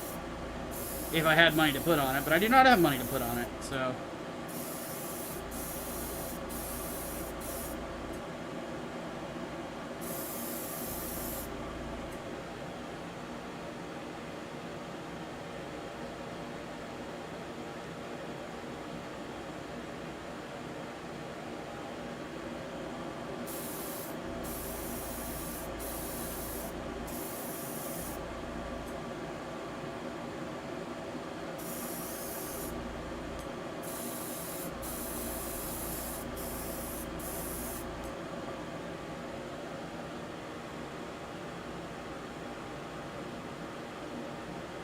I'll get Machine Gun Kelly out of there.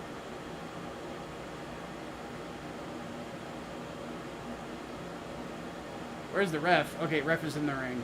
Oh, he's got a chain. Oh, shit. And he hit him with it. Uh-oh. Oh, no. Don't tell me Logan Paul's going over. No way. He's about to do the buckshot lariat. Nope. Caught. BFT. 1, 2, 3. New champ.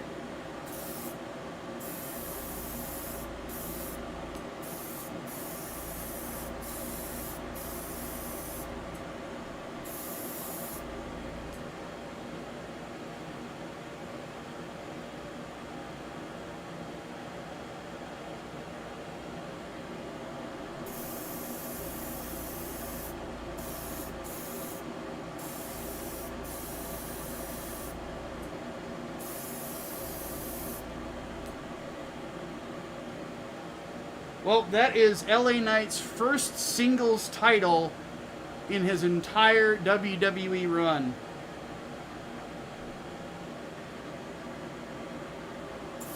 Hell yes.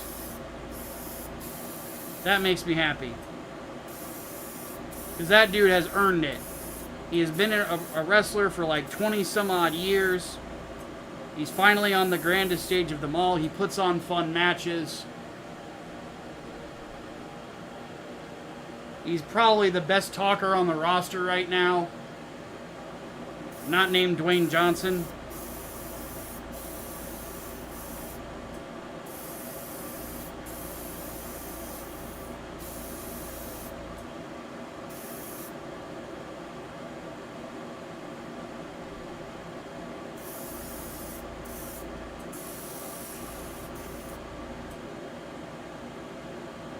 He deserves it.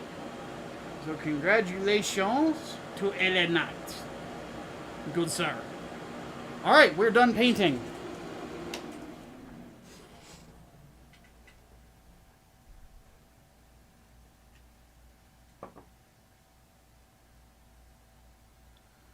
And so begins the reign of LA Knight. My call right now is that if Solo Sikoa does not win the world title tonight, which I do think there is a chance that he does. If he does not win it tonight, I have a feeling he will be feuding with LA Knight next. If he does not feud with Roman immediately. Yeah, happy for LA Knight, because you know he's getting that money working for WWE, because not only is he, you know, obviously one of their big draws, and one of their most notable stars right now. He's also a spokesman for Slim Jim, which is one of their biggest sponsors. So he's getting paid.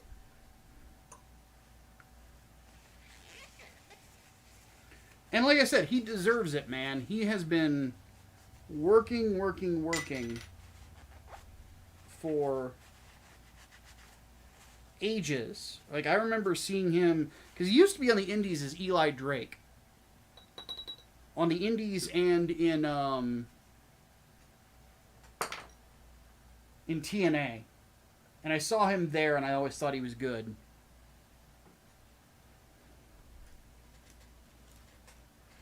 I just find it interesting that his finisher is a snapmare driver. Because that was Adam Rose's finisher. And I think it was called the Party Foul. Correct me if I'm wrong.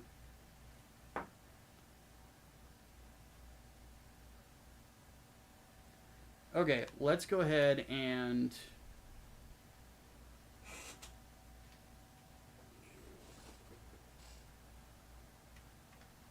get the Guntank with its wheels shiny in chrome. Those are still drying. Oh, we got some Baron Corbin and Apollo Crews in a pre-tape, huh? What are we doing with these guys? Two guys I want to see get more exposure. I really like them.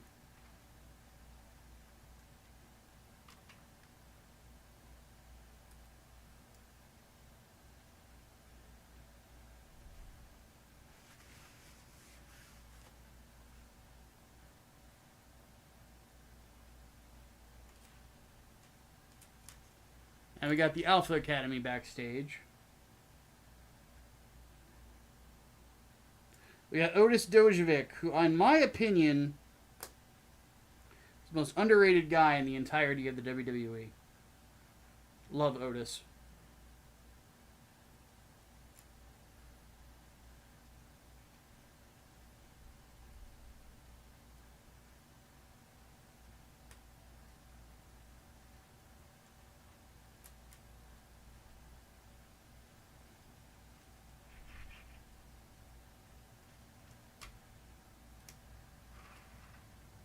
Got our treads.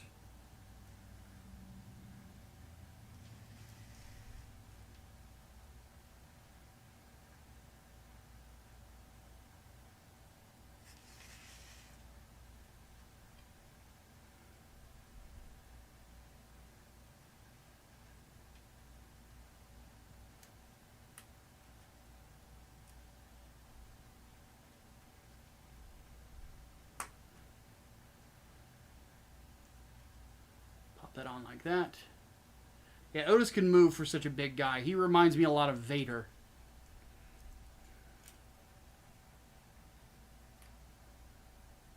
Difference being is Leon was a football guy, and Otis is a Greco guy, Greco-Roman wrestling. We're missing some here. I'm going to have to count the links on this. 2, 4, 6, 10,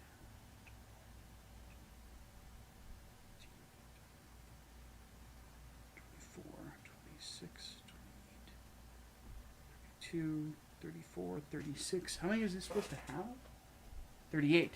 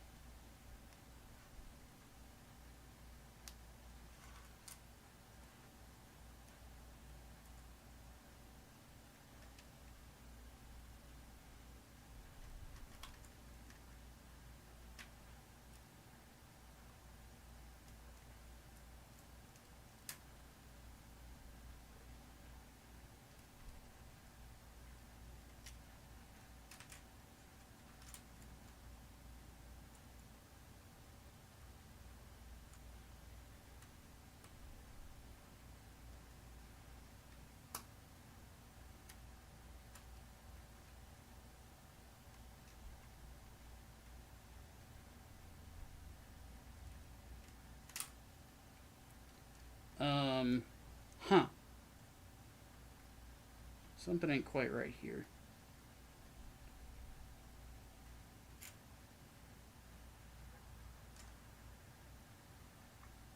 Let me...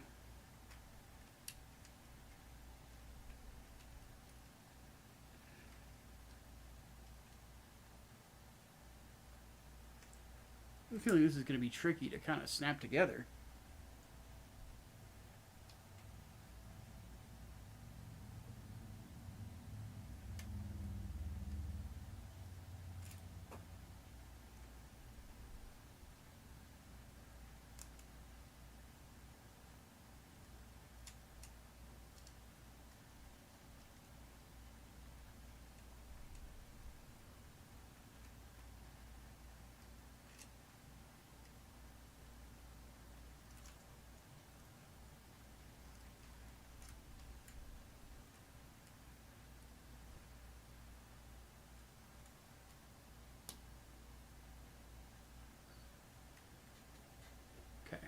So we've got the tread.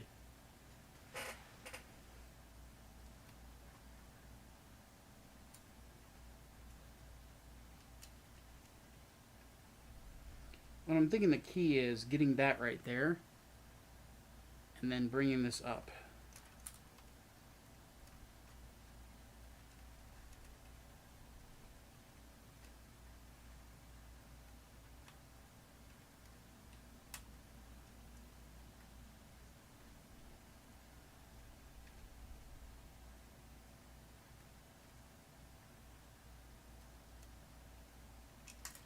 You know what?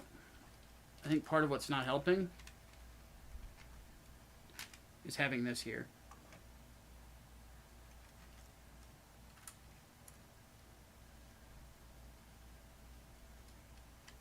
Alright, so next is Nia Jax versus Bayley.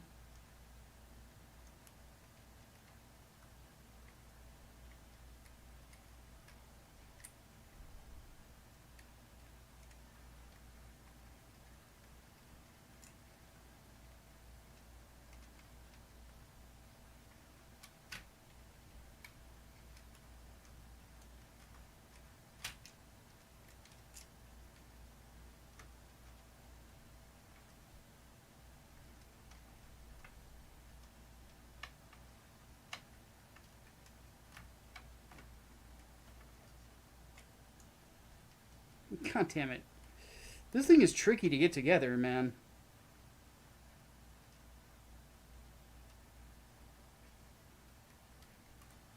You know what I'm about to do? I'm actually going to have to separate the treads from it. Pull them out like that. Gives me a little bit more room to work with. We got Nia Jax as Queen of the Ring. I'm genuinely curious how the King and Queen of the Ring this year are going to do in regards to getting championship belts.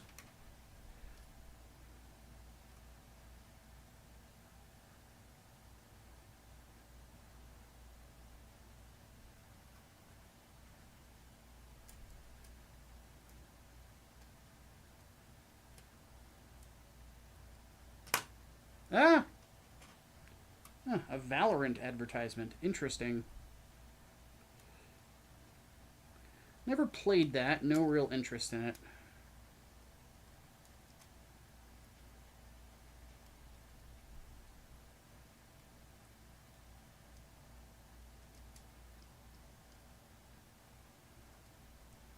I've had people tell me different things. I've heard some people say that it's like Counter-Strike, but if it was anime, and I've had some people say that it's like Overwatch, but a lot less gay.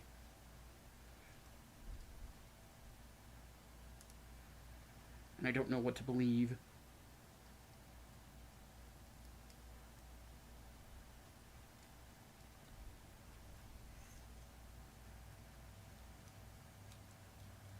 God, yeah, these treads really do not want to stay together. I'm wondering if maybe the secret is doing this upside down. Doing it like this.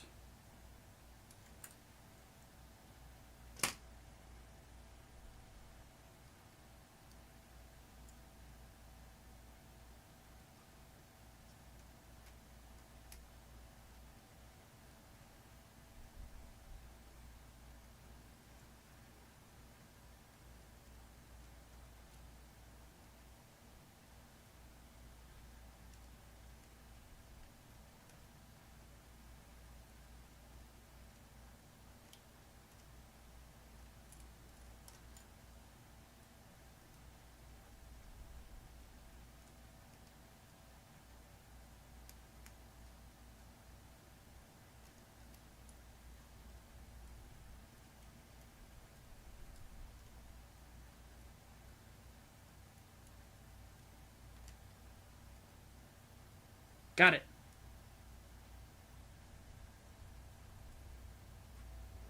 Voila, one tread down.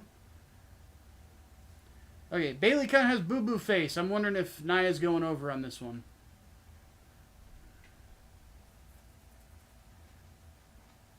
For those who don't know what it is, it's also called jobber face, which means Kind of tells you who's going to win the match, because they're not happy that they're getting the belt pulled off of them, or they think they should be the one winning the match, or, you know, it basically means that they're not happy with the booking. And hey, it's Break the Internet Samantha Irvin.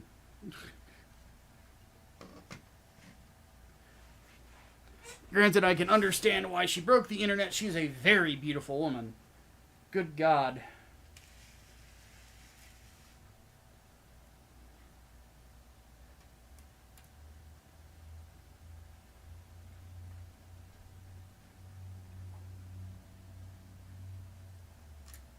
Ricochet is a very lucky man.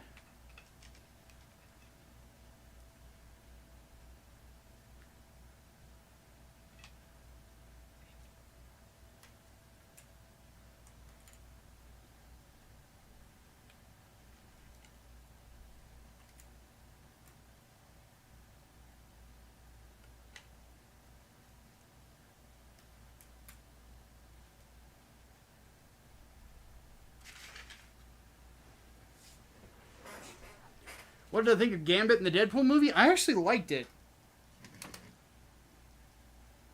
I know Channing Tatum has wanted to play that character for a long fucking time. So, I was very happy for him that he finally got to do it.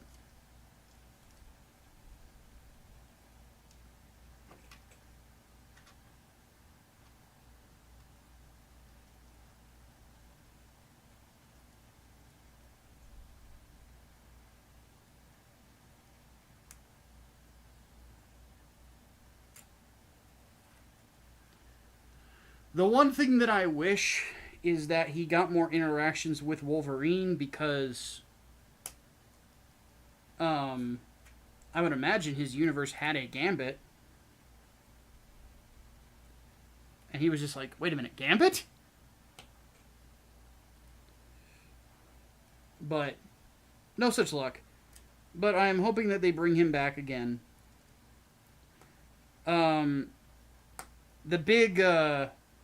The big thing I loved about that movie was Blade.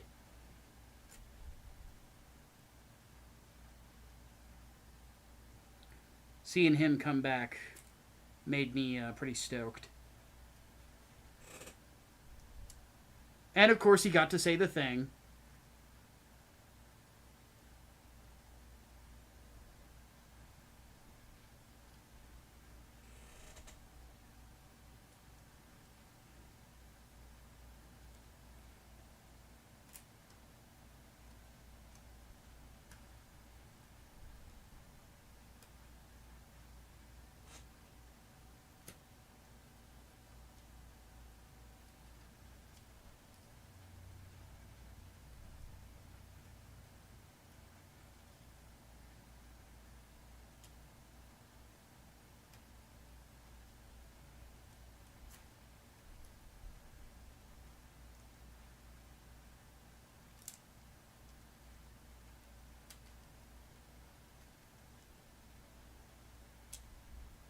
Oh wow, this actually has too many treads on it.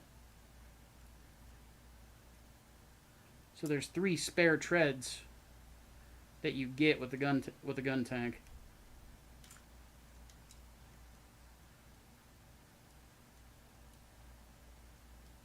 4 spare.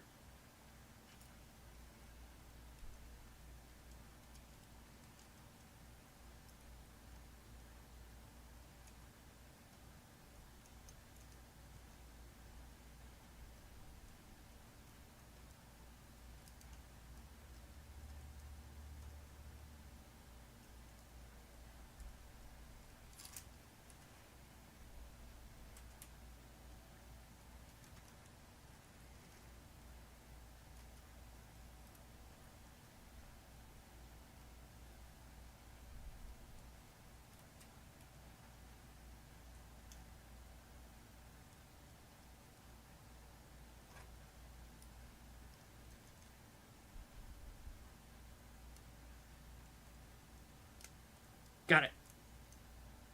Yeah! Alright, ladies and gents. Are you ready for the final assembly?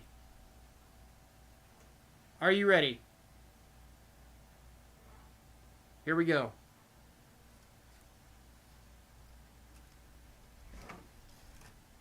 Tread.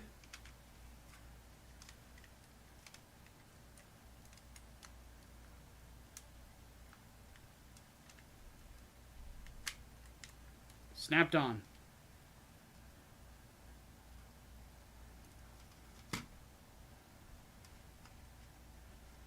Tread. Snapped on.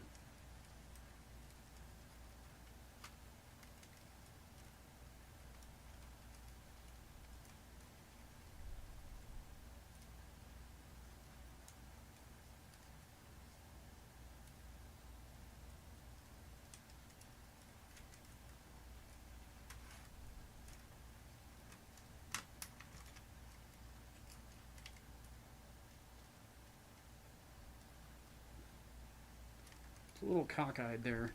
There we go. And now for the top.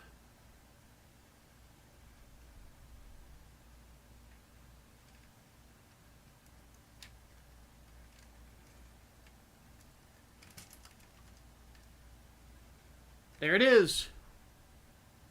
The Master Grade 1/100 Guntank.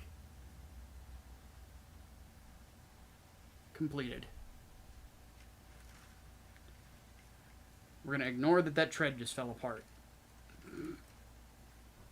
It's basically done, though. Alright. We did it. For the most part. I will fix that later. But, hell of a kit. For sure. We'll leave him in there for repairs. Fun build, a little frustrating. It definitely takes a lot of elbow grease. And as you can see, there's still some problems. So, still, we're going to call it there. I appreciate everybody coming and hanging out. I am going to finish watching wrestling. But I want to thank everybody who sent super chats. That's always appreciated. And thank you for watching. And remember, on Monday, the Seed Destiny video drops. That will be a lot of fun. And until next time, have yourselves a great rest of your day.